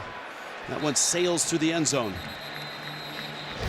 This is quite a drive by UNLV to start their second half. Well, as a coach, you're always curious about how your team is going to respond, you know, after having some negative plays to end a half, and UNLV really responded strong to open up the third quarter. I thought the offense kept it simple with some read pass options there, some run pass options there, and then Hodge being able to make some plays with his feet, converting for first downs. They're going to need more of that here as the game progresses. Williams was 4 of 5 and had 16 yards rushing on that drive. Kylan James takes the handoff, and James out to the 30. That's a gain of 5. Michael Callahan made the stop for Boise State. Broncos defense had a huge turnover. Andrew Simpson with the pick. They haven't turned the other team over much at all this year. That was just their second interception of the season, but it set up that last score going in at halftime. Williams, here comes the blitz. Williams gets rid of it as he was tripped and falling. Ty Benefield was chasing. And the officials are checking right now to see if this is grounding. Danielson wants grounding. And it is. A flag comes down. 6 offense. Quarterback was outside the pocket, but the pass did not get back to the line of scrimmage. Lost the down at the spot of the foul. 3rd down. That one really hurts because you don't get the down back. It's the best pass rushing team in America here. And we had a conversation with defensive coordinator Eric Shenander as we look at that grounding penalty. And the reason why he likes to bring pressure is because he feels like the defense plays better when they're blitzing.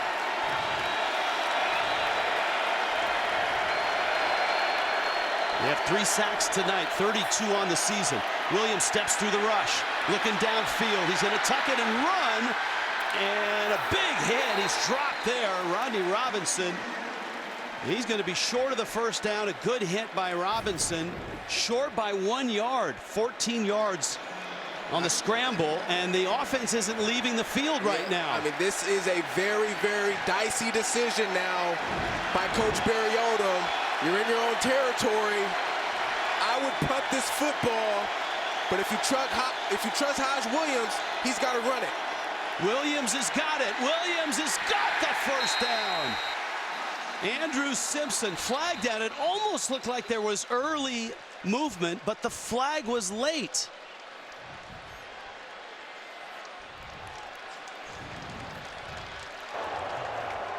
Personal foul, illegal blindside block. Number 11, offense. 15-yard penalty from the spot of the foul. Replay 4th down. Well, that changes everything. You're definitely going to put this football now, but here's Ricky White coming down the line of scrimmage, and that's a blindside block. Barry Odom right now looking for a replay of that play. They've eliminated, the crack block coming from outside of the tackle box into the box to then block a defender. That's where the penalty really comes into play here. And again, UNLV just putting themselves in position. They get a big play on 4th down. And because of the penalty, now they have to punt, and it's just an indication of them beating themselves. Marshall Nichols rarely has a punt returned. And this one takes a terrible bounce for UNLV and a great bounce for Boise State. And there's an official down. The umpire is down. Just 28 yards on the punt. We'll take a timeout and get an update on the umpire when we return.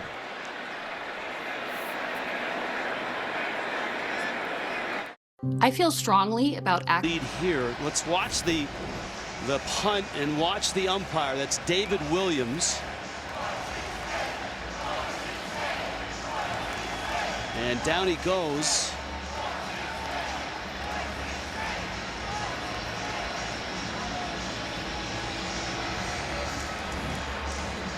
That was Rashad Tanner, and now the umpire is in the injury tent. So the officials have to make an adjustment here. They don't have an alternate official on site, and so they're down right now 1 official. Genty. And again, Jackson Woodard makes his 6th tackle of the night, and I would guess almost all of those are on Genty. Well, he's the heart and soul of this offense, so you know he's going to get the rock. And this defense did a good job in the first half, but in the second half, especially that last drive, Boise State's running game has really been able to get going. But for UNLV defensively, they've got to find a way to take the football away here at some point in this game. Madsen, Genty, great move there, but then gets back to midfield. Antonio Doyle ran him down. You know he's always going to make the first guy miss, Rich, at least. But a nice job rallying to the football. He's a little shaken up. So back in the huddle per usual. It's a big play here. 3rd down and 10. The umpire is out of the tent. So 2 of 9 is Boise State on 3rd down. And here's an opportunity for UNLV. They got to get some pressure on the quarterback. No sacks in this game, but a takeaway would be huge for this team. Madsen, lots of time, steps in the pocket and throws a wobbler. Must have been deflected. That's a big stop for UNLV. Maybe Doyle, number 2, got a hand on it. Much needed for UNLV. Nice technique by Doyle. Defensive linemen are always taught, hey, when you're rushing the passer, you don't get to him and you're at the line of scrimmage. You got to get those big paws up to knock that football down, and Doyle did it to perfection right there. And it's great to see David Williams out of the tent and back in the game. Oh, he's a gamer. Dangerous return man there. Remember, Ricky White has 3 block punts for UNLV. He's number 11. He's lined up on the left side. Flag is down. DeJesus, the catch, and down he goes. He's got a fair catch that football, Rich. 39 yards. And let's see about the call.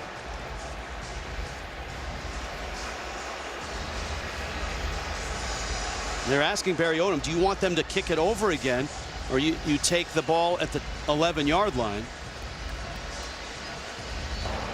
Illegal formation on the kicking team. More than 4 players in the backfield at the snap. That 5-yard penalty will be added to the end of the run. So end First of run. down and 10, UNLV. It's a nice stop by UNLV, but the Broncos, number 17 in the country, still on top in Las Vegas. In College Station. Here it's 23-17. Number 17 Boise State on top. Ashton Genty, the Heisman hopeful, has not had an overwhelming night tonight. UNLV, for the most part, has controlled him. He has not really busted loose. This is White on a reverse, and that's a terrific hit by Devon Banks. Devon Banks really read that like a book. There he is right there. Not fooled by the reverse at all. Gets down to the line of scrimmage, makes that play. And UNLV, they've got to find a way to get positive yards here and answer on this drive by scoring some points. 4 sacks, 7 tackles for loss for Boise State. Williams is hit. That's 5 sacks. The best pass rush in America is on display tonight in Las Vegas. 34 sacks, that leads the nation. And 6 of those are by the DBs for Boise State. And there's an example of it right there. Shea Oladipo, who they love to bring from the outside, gets in there and gets a sack. And really no life in this offense right now for UNLV. They're down 15. That's a deep zone there by Boise State. And a drop play for UNLV. Going to get the ball back out to the 20-yard line. Andrew Simpson gets Jaden Thomas to the ground. And UNLV's right back where they were a few moments ago, having to punt the ball to Boise State. UNLV, they've got to get back to, I think, running the football next time out if the score stays the same. Nichols with the punt. Cooper Jones all the way back to the 24. And Jones, that's a great punt, is knocked over. That's a 55-yard punt. College football playoff driver's seat. Kind of what is at stake here between these two schools. Now, Jerry Palm projects, and Boise State usually shows up as the 12 seed. Remember, it's the conference champion. The top 5 conference champions get automatic entry to the playoff. The top 4 get a bye. If something squirrely happened in the Big 12 or the ACC and a 2 or a 3 loss team ends up in the championship game and wins it, Boise State, if they continue to play well and win out, they could be ranked higher than that team, which could get them the 4 seed, or you never know, maybe better than a 12 seed. Yeah, and you can say the same thing about UNLV or any of the other group of 5 schools. Army, Navy, you know, they continue to stay undefeated. 30 seconds. As we get a timeout here, but I think that, you know, the thing that really helps Boise is if they have a dominant season the rest of the way, is the loss at Eugene against Oregon, who's #1 in the country. And if Oregon stays right around 1 and wins the Big Ten championship, that can only help Boise State's resume and case. Yeah, there's no doubt about it. And, you know, it'll be interesting to see how it turns out. I think the assumption was the group of 5 school would automatically be that 15 in and not qualify to get a bye, but that's not the case. If they're one of those top 4 teams that are able to get into the playoffs, they'll get a bye, they'll be able to host, and that'll be great for group of 5 schools. Well, look, a lot has to happen.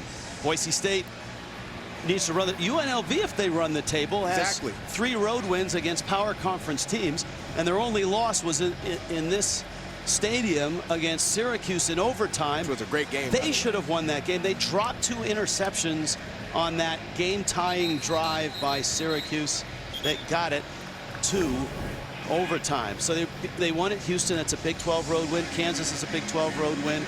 Oregon State, it's not easy to win at Corvallis. They did that last week. They go to Hawaii after a bye week here. San Diego State, San Jose State's having a nice year. And then the rivalry game against Nevada. And, you know, in our discussion with Barry Odom yesterday, he truly believes that the Rebels can be a team that makes the playoffs consistently. A bowl game is just sort of the blueprint, but being in those playoffs is what UNLV ultimately wants on a consistent basis. Madsen play action. Takes a look deep. Genty has it pop out of his hands. And Woodard, who's been his personal escort most of the night, was there to give him a little nudge. Good decision there by Maddox Madsen. He had to check that football down. He originally wanted Matt Lauder, who was running a corner route towards the sideline. Nice coverage down the field that time by UNLV. And a good job by Jackson Woodard to be there for the tackle. 4 picks, 3 sacks, lots of tackles tonight. Transfer from Arkansas, preseason Mountain West Defensive Player of the Year. 2nd and 10. Bolts in motion. Genty with the ball. Captured and brought down. And that was Fisher K-Mac, who's had a nice night for the UNLV defense. And this defense really answering the call. They knew that it was going to be a tough challenge all night long going up against Ashton Genty, and you know, with all the outside attention and all the noise, they were prepared to have the composure to be able to execute at a high level in this game. Tough night on 3rd down for one of the best in the country. And Boise State, knocked down. That's Whitmore. Oh, man. The big man. That's a great play. 6'2", 290, very athletic. He read this. He read this the whole way. He comes off of the block. He recognizes, wait a minute, something's not quite right here. And the offensive linemen are releasing, locates where Ashton Genty is, reads the quarterback's eyes, and gets a knockdown. That's a great play right there by Alexander Whitmore. James Ferguson Reynolds, the Aussie's done a nice job of kicking. And a good return out to the 48-yard line by D'Angelo Irvin. 47 yards with a punt. Great field position for the Rebels. This is exactly what UNLV needs right here, Rich. They haven't had real good field position a lot here in this 3rd quarter, other than obviously the drive that they were able to take down to for the touchdown. All right, moments ago you said you think next time UNLV gets the football, they need to get back to the run game a little. Yeah, we haven't really seen much of Jaden Thomas in this game, a little bit of Kylan James. Can't get pass happy here in this situation. Let's get down to the ground game so that can open up some shots down the field for you. First carry, and that's Kylan James, and he's only getting a yard. Boise State's defense, you know, they don't cause a lot of turnovers. They're good against the run, only 105 yards a game allowed. They have the best red zone defense in the conference. And when you get to the quarterback as often as they do, now 34 times on the season, that cleans up a lot of issues.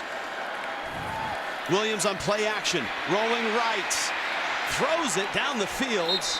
Tubner was right behind him and dragged him down. And the Broncos again are asking for grounding. There is Eric Shenander. He was the D coordinator at UCF and Nebraska. Referee's trying to check to make sure there's grounding. He's outside of the pocket, but this time he's able to get the football past the line of scrimmage, as opposed to previously it was short thereof. But again, this drive's going nowhere. It's 3rd down and 9. This Bronco defense, as you pointed out, when they're ultra aggressive, they are at their best, and they've been coming after Hajj-Malik Williams. And UNLV's failed to answer. Here they come again, and a flag down. Play clock looks like it expired. Prior to the snap, delay game, offense, 5-yard penalty, still 3rd down. And the go-go offense right now is sputtering. And UNLV just not sure how they want to block these defenders lining up on the line of scrimmage for the blitzes. That didn't really look like he snapped that football with 1 second. Well, there may have been a timeout, yeah. And maybe that's why the clock stopped, was because of the timeout. The officials did throw the flag. They thought the play clock had expired. The one we had on our board below expired, but a timeout preserves a 3rd down and 9. Well, Rich, this is really, I mean, you had to use that timeout to avoid the penalty, but I mean, you've already burned 2 timeouts now here in this second half, and you may need those towards the end of the game if this comes down to the end.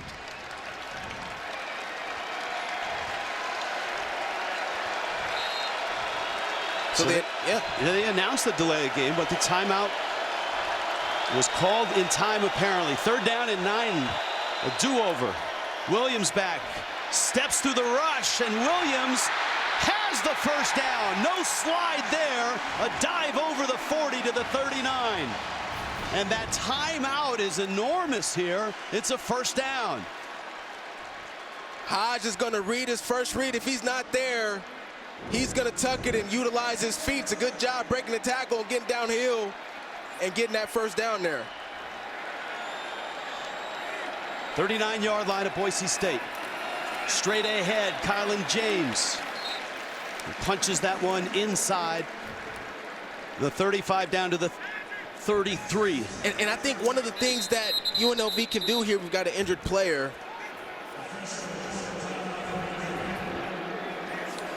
That looks like Sheldon Newton, the nose tackle.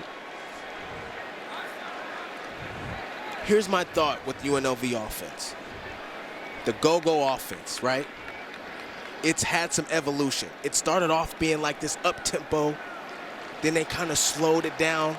And when we talked to offensive coordinator Brennan Marion about it, he says, well, there's still elements to being able to be up-tempo.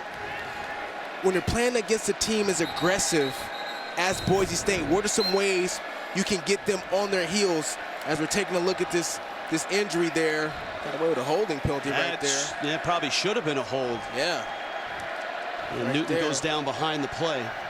I think if they go up-tempo, it could help their offense and neutralize some of that pressure that Boise State wants to bring. 2nd down and 4. Broncos bring 4. Williams, deep shot, end zone, caught! Bradley, touchdown!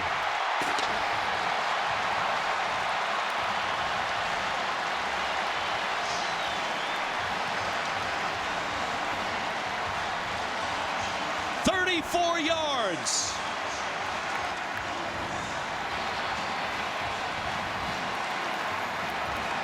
Nice job sitting in the pocket that time by Haj Williams. And it's interesting. We talked about his deep throw ability. That's the second time in this game he's executed on a very accurate pass for a touchdown for UNLV. Brennan Marion, the offensive coordinator for UNLV, told us, I like taking deep shots. They did it in the first half. This the first time in the second half, and it's a touchdown to Bradley. Watch this move right here. He's going to come up, make a little inside move, and then get back down on the sideline there. And it just gets the cornerback a little out of sorts. Watch it. Boom, just a little bit inside right there. Gets the cornerback out of sorts and gives him the space in the room to be able to win. We talked about the one-on-one matchups are going to be key for really both defenses in this game. Wide receiver versus corners. You were going to see a lot of man coverage in this matchup. Who was going to win? And that time, UNLV is able to get the touchdown. 1 point lead, UNLV. 1 minute left in the third.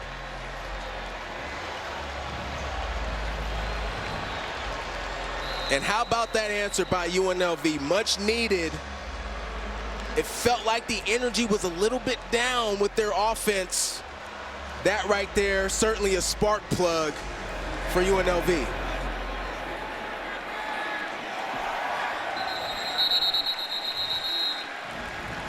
Ashton Genty's longest run tonight, 16 yards. It's been tough sledding, but I got to tell you what, you love this as a running back. You love the tough games. You love the gritty games where you're playing against a defense that makes it hard on you. Mike Shear, the defensive coordinator, told us the team that had tackled Genty the best this year was Hawaii. Now, they ran for 217, but early in the game, Dennis Thurman's defense did a nice job.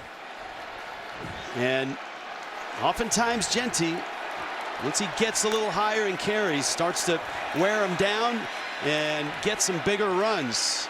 And he plows his way out for 7 more. The 32-yard line. It's hard to win a Heisman as a running back. Just 3 have done it since the year 2000. Reggie Bush, Mark Ingram, and Derrick Henry through the first 6 games. That's a big difference right there. Ashton Genty, that shows his dominance. Derrick Henry, Mark Henry, Reggie Bush, all 3 guys, extraordinary backs. Just lets you know how good Ashton Genty is. Mark Ingram on that list.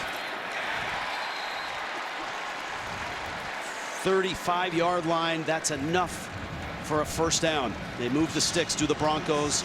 Final seconds, third quarter. 24-23, UNLV. Spencer Danielson won a Big Sky won the Mountain West Championship here in Las Vegas. Beat Barry Odom and UNLV. That was last year. This year going to the third. A 1 point. And they haven't gone anywhere. This has been a terrific show here in Vegas. Madsen to the air. On target. Camper with the catch. And the Indiana transfer. And a flag comes down. That's going to tack on 15 more. Just undisciplined. Clearly, Cameron Camper is out of bounds right there. Got to stay off of him. After the play was over, personal foul and necessary roughness, number 13, defense. That 15-yard penalty is added to the end of the run. Automatic. First down. Jarvis Ware, a senior, the transfer from UCF. UNLV can't have this. I mean, it's a tight game. You're playing, arguably the best team in the conference. That's clear. That's clear as day. 2, 3 steps out of bounds before making that hit. So 19 yards on the reception, 15 more, and it's suddenly at the 29 of UNLV. Madsen, lot of time, wide open, caught there. Matt Wagner at the 6. A very similar play to the play UNLV scored their first touchdown on, where the tight end starts on the right side of the formation and comes across and gets to the left side there on a little bit of a wheel route. Nice catch that time by Wagner. Ashton Jeanty in the backfield. First and goal. Jeanty up the middle to the 6. Verizon red zone. Boise State into the red zone here. 4th in the nation in the red zone coming in. 2 touchdowns, 4 trips. Our Verizon red zone. They don't have that game-breaking wide receiver who can get behind a defense. But Dirk Cutter does a brilliant job of getting Lauder. You saw Wagner, Camper, into patterns and open. And a successful throw by Maddox Madsen. Capel's in motion. Madsen back, firing in the middle of traffic. A lot of red shirts there. And it's deflected. Jet Elad, I think, got a hand on it. Well, Maddox Madsen threw a laser that time, trying to fit it in between some defenders. It's a good job by the defense getting a hand in there. Almost intercepted. Got to be careful here in these tight quarters. If you're a quarterback, Madsen's made good decisions all night long. Let's see if he finds Lauder again here in this situation. There's your tight end.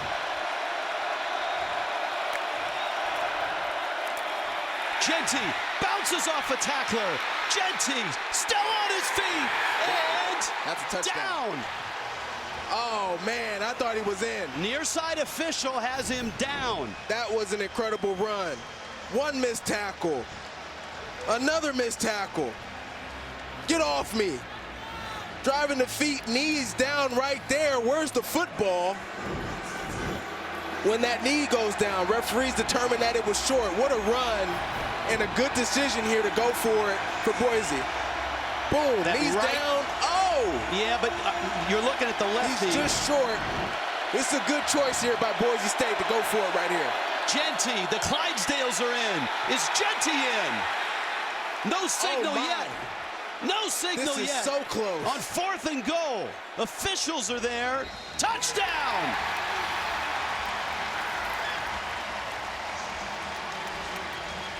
The Clydesdale package, 3 defensive linemen.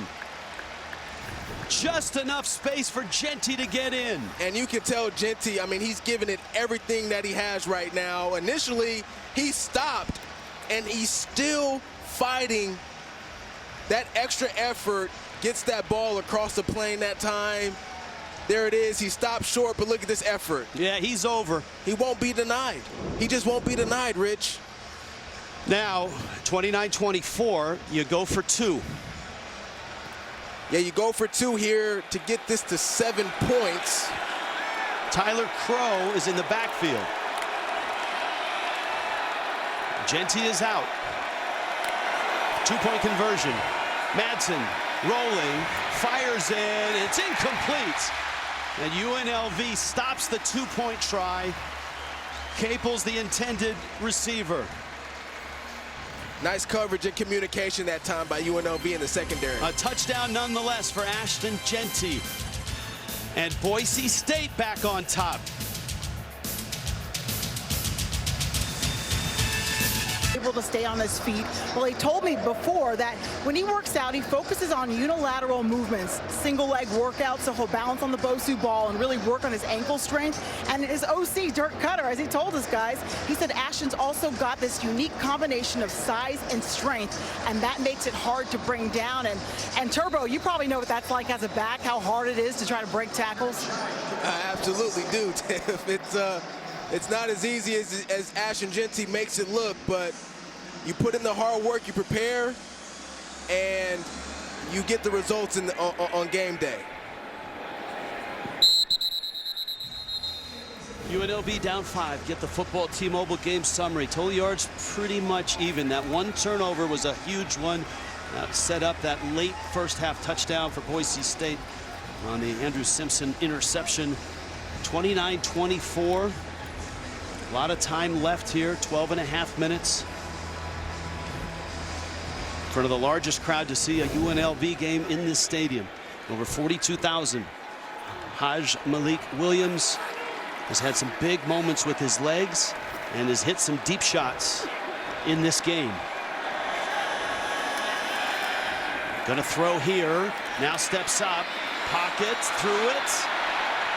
Nice move and falls across the 35. That's an adventurous 11 yards, and that's a first down.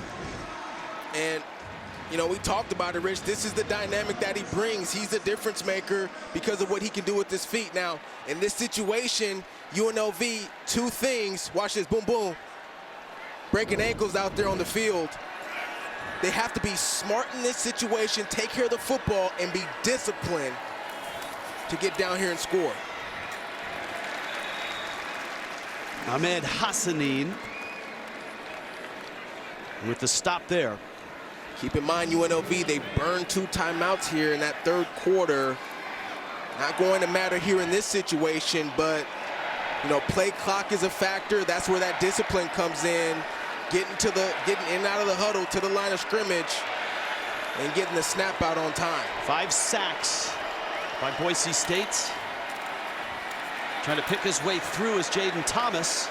He's going to get across the 40 to the 42-yard line. This will bring up 3rd down and about 4. Yeah, really nice run by Jaden Thomas, really swifting his way through traffic, breaking a couple of tackles, and making this a 3rd and manageable. This ball's going to be in Malik Williams' hand right here, and they're going to allow him to make the choice whether to throw the football or run it himself. But Boise State, they're going to bring pressure. He's run for 105 yards on 16 carries. On the ground and a dive, that's going to be short. And so now the question is, how you feeling on 4th and 1 in your own territory, down by 5 with about 11 minutes left? Well, they went for it on 4th and short earlier in the game. It came back because of a penalty. And it was Williams. They're going to go for it again. I think it's a good choice. That run is an indication that they were going to go for it here on this down. It was Williams that picked up that 4th down. And the mesh is clean, and Thomas broke through. That was almost the Wake Forest slow mesh there, and maybe not by design. I'm going to tell you what. Jaden Thomas snatched that football away from Malik Williams. The coaching point from running back, if it's messy, took it away. Our job is to snatch it away from the quarterback. Nice job right there by Jaden Thomas. Just into Boise State territory. 4-man rush, he's in trouble. He escapes. Williams, my goodness. Somehow he gains a yard, and seemingly 4 or 5 Broncos got a hand on him, and a flag goes down. And there's the discipline that we're talking about. Malik Williams pulling a Houdini here to get out of that situation. I think this is going but against. This is going to be a personal foul. After the play was over, unsportsmanlike conduct, number 74, offense. That's his first of the game. It's Jalen St. John. 15-yard penalty from the dead ball spot. It's 2nd down. You're going to see after the play just pushed it, just that little bump, unnecessary. Why? What's the point of that? And these are the errors that UNLV can't have in this ball game. It's not much. The fans don't like it, but it's enough for the referees to throw the flag there.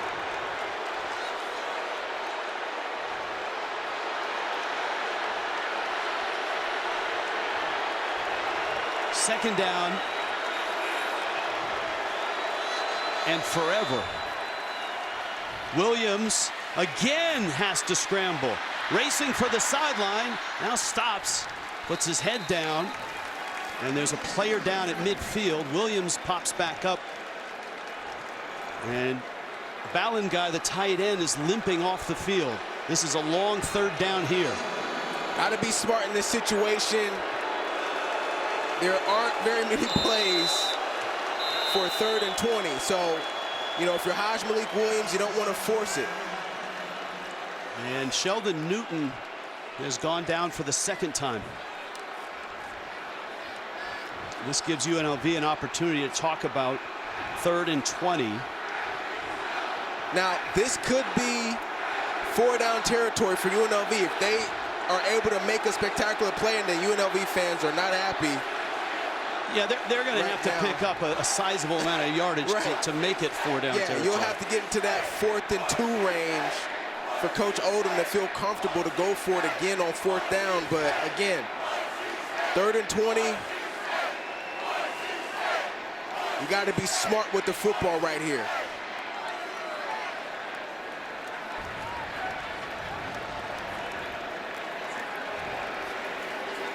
It's not easy to pull him up off the ground. He's 320 pounds. You know, Sheldon's got an interesting story. He's a transfer from Northern Arizona, and he came in actually, you know, a little overweight, a little out of shape, and really worked his tail off this offseason to get right for camp because he wanted to wear the number 9. And Coach Daniels said, well, if you want to wear number 9, you got to earn it. And he came into camp in great shape. He's become one of the leaders of the defensive line, and in a team meeting, called him up and let him know that he earned the number 9, and he's been a good player for this football team. UNLV is going to have to find a way to keep the heat off of Williams. The Boise State pass rush has been outstanding all night. 3rd down. This time, caught again. Sack number 6. Hassanin.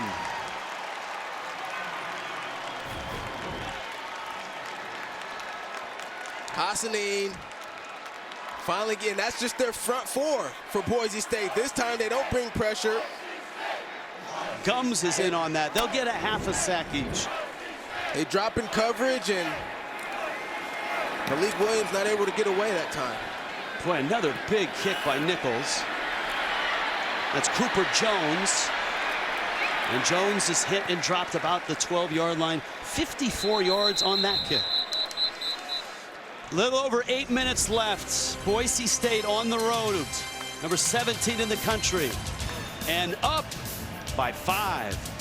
What's your beef? And by Verizon. Such a huge game in the Mountain West and for the college football playoffs down the road. Boise State up 5. Go from football to footy. Scudetto race continues tomorrow morning, 9 Eastern, a meeting between first place Napoli and Lecce. Serie A on CBS Sports Network. Stream every match live on Paramount Plus. Broncos have the lead and the ball and a Heisman Trophy hopeful in the backfield. And Ashton Jeanty, whose longest run tonight is 16. That was almost a face mask. Grimes with the tackle. It could have been a, first of all, there's a face mask, it looks like, here on the defender, and both guys really. And well, Jeanty had a hold of the tackler's face mask. Right. Refs decided to let it go. That's rarely called on running backs, right, Robert? Right. You should know. 2nd and 8. It's a really huge drive for this UNLV defense to be able to answer the call. Jeanty. Oh, Woodard is there. First hit by Ware. And that's a great example of the tackling tonight by UNLV's defense. Yeah, you can hear that one up here in the press box. There's Woodard on the left side of the defense right there in the middle, communicating with his guys. He's going to read it, scrape over, boom, and get in on the tackle alongside his teammate there, Jarvis Ware. Jackson Woodard has 11 tackles tonight.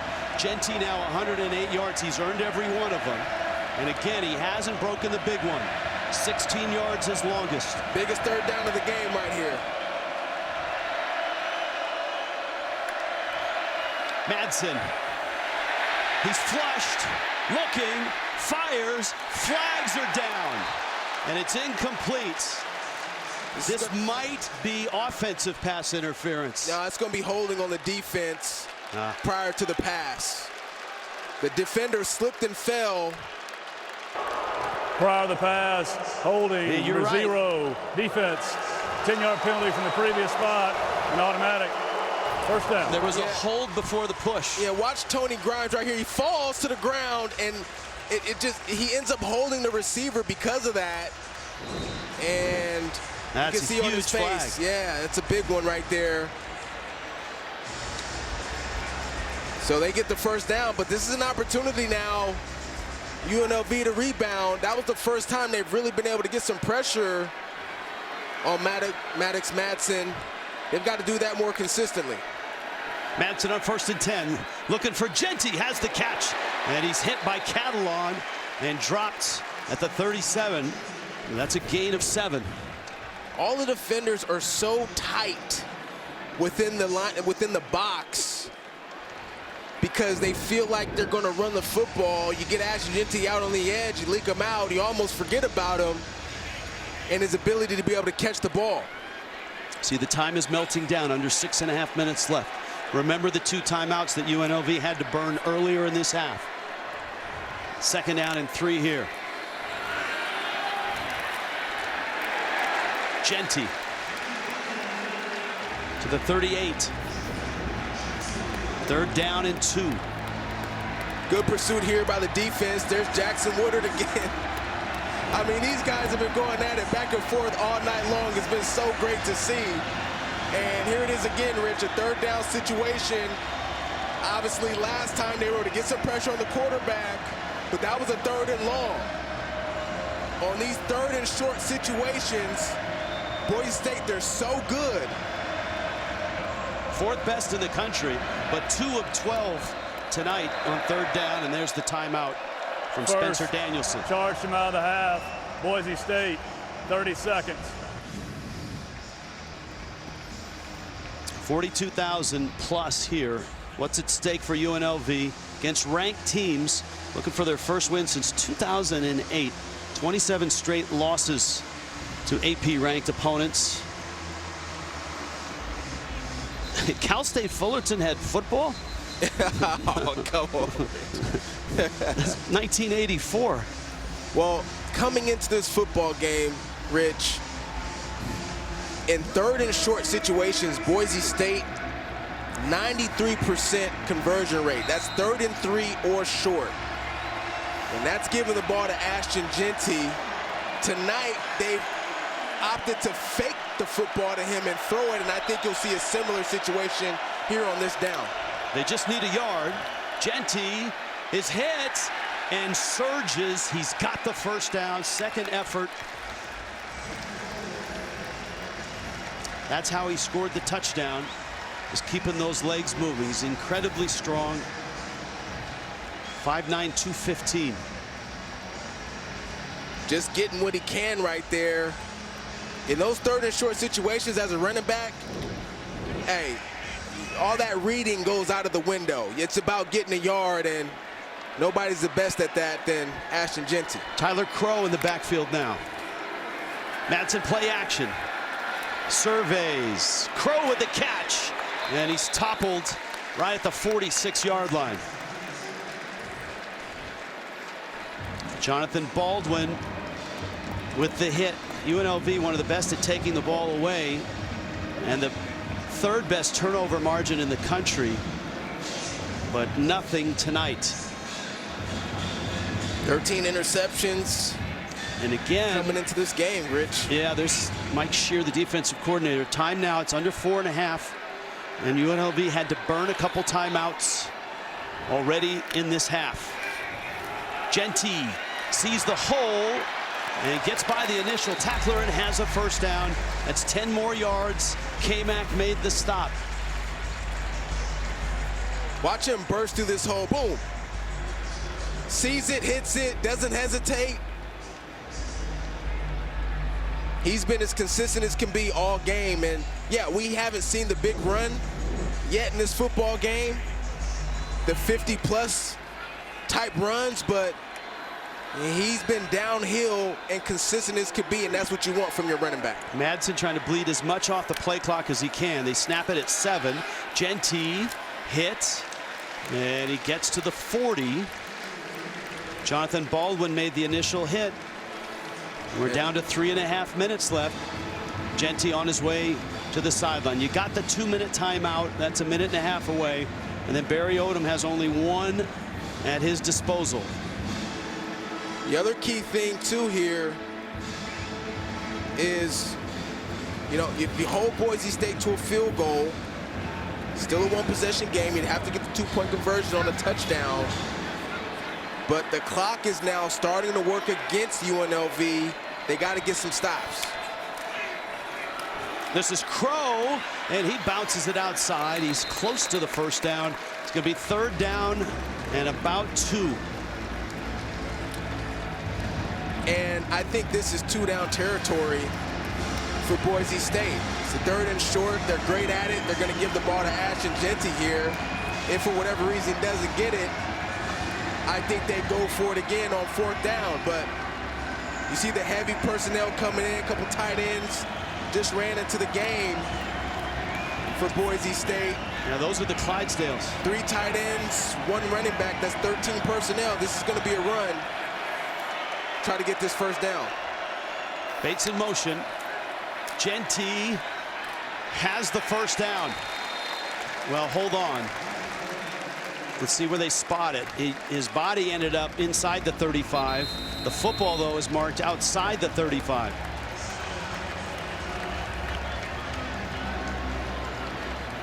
A 2-minute timeout. Barry Odom is begging the official to measure. Yeah, he wants a measurement. One official has signaled 1st down.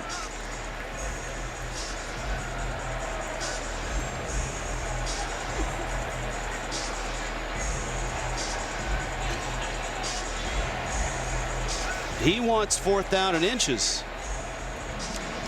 And we'll take a timeout. We'll sort it out when we get back. Refs say 1st and 10. Barry Odom says measure it. There's the spot of the football. We're waiting for the official to make a call here. It looked like Jeanty might have gotten further than that. Yeah, I thought so. But that's where they marked it. Barry Odom wants a measurement. One official said, hey, that's a 1st down. Here's a look. After review, the runner's behind was down with the ball at the 35 and a half. Boom.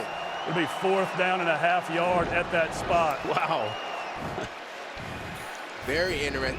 Didn't even opt to measure it.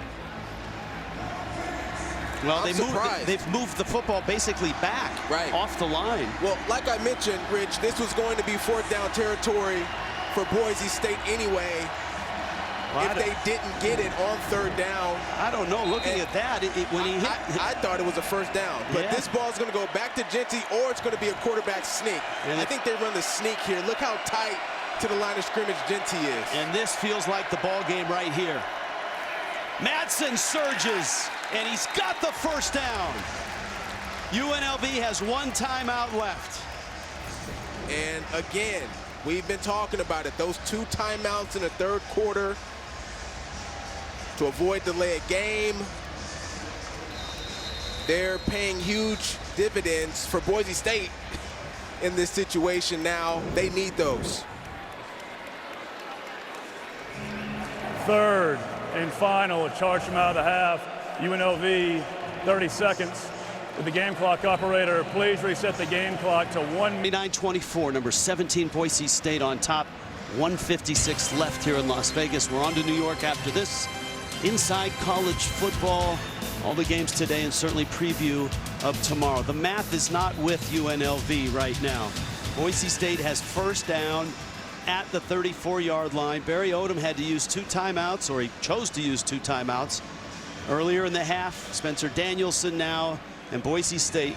40-second play clock. If you do the math, this is pretty grim for UNLV. Yeah, UNLV is not going to have much time, if any, if they're able to get 3 stops right here. And Boise State has kept this football for 6 minutes and 11 seconds. This is, I mean, this is take a knee time. Yeah. That's all they have to do is take a knee, right? I mean, it's 1st down. Now they can't stop it. 40 seconds will run off. They'll do it again, run 40, and then run 40, and it's ball game. Old Trapper player of the game. Maddox Madsen made some big-time throws in this one. And with his feet, he had that huge run. And on 4th and 1, it was Maddox who finished it off with that quarterback sneak. Well, he does what he's done tonight, Rich, what he always does. Plays smart football. He's taking care of it. Good decisions. And he's really led this team tonight. So play clock starts. Now it's 3rd down. You know, we had a conversation with Coach Spencer Danielson. We see him right there about, you know, building this football team. And, you know, he says, we built our football team to win games in the 4th quarter and to win games in the 4th quarter on the road. And, you know, despite Genty maybe not having the most exciting day, the defense stepped up, and when it mattered most, Boise State was able to make the plays. Victory formation. Madsen to a knee, and the Broncos 6-1, number 17 in the country. They survive on the road. Look how fired up Spencer Danielson is. Genty had to earn every one of his 128 yards, but his buddies bailed him out. Maddox Madsen, Matt Lauder,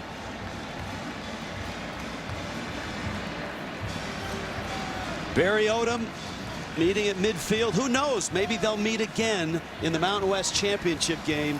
But certainly Boise State is in the driver's seat in terms of hosting that game.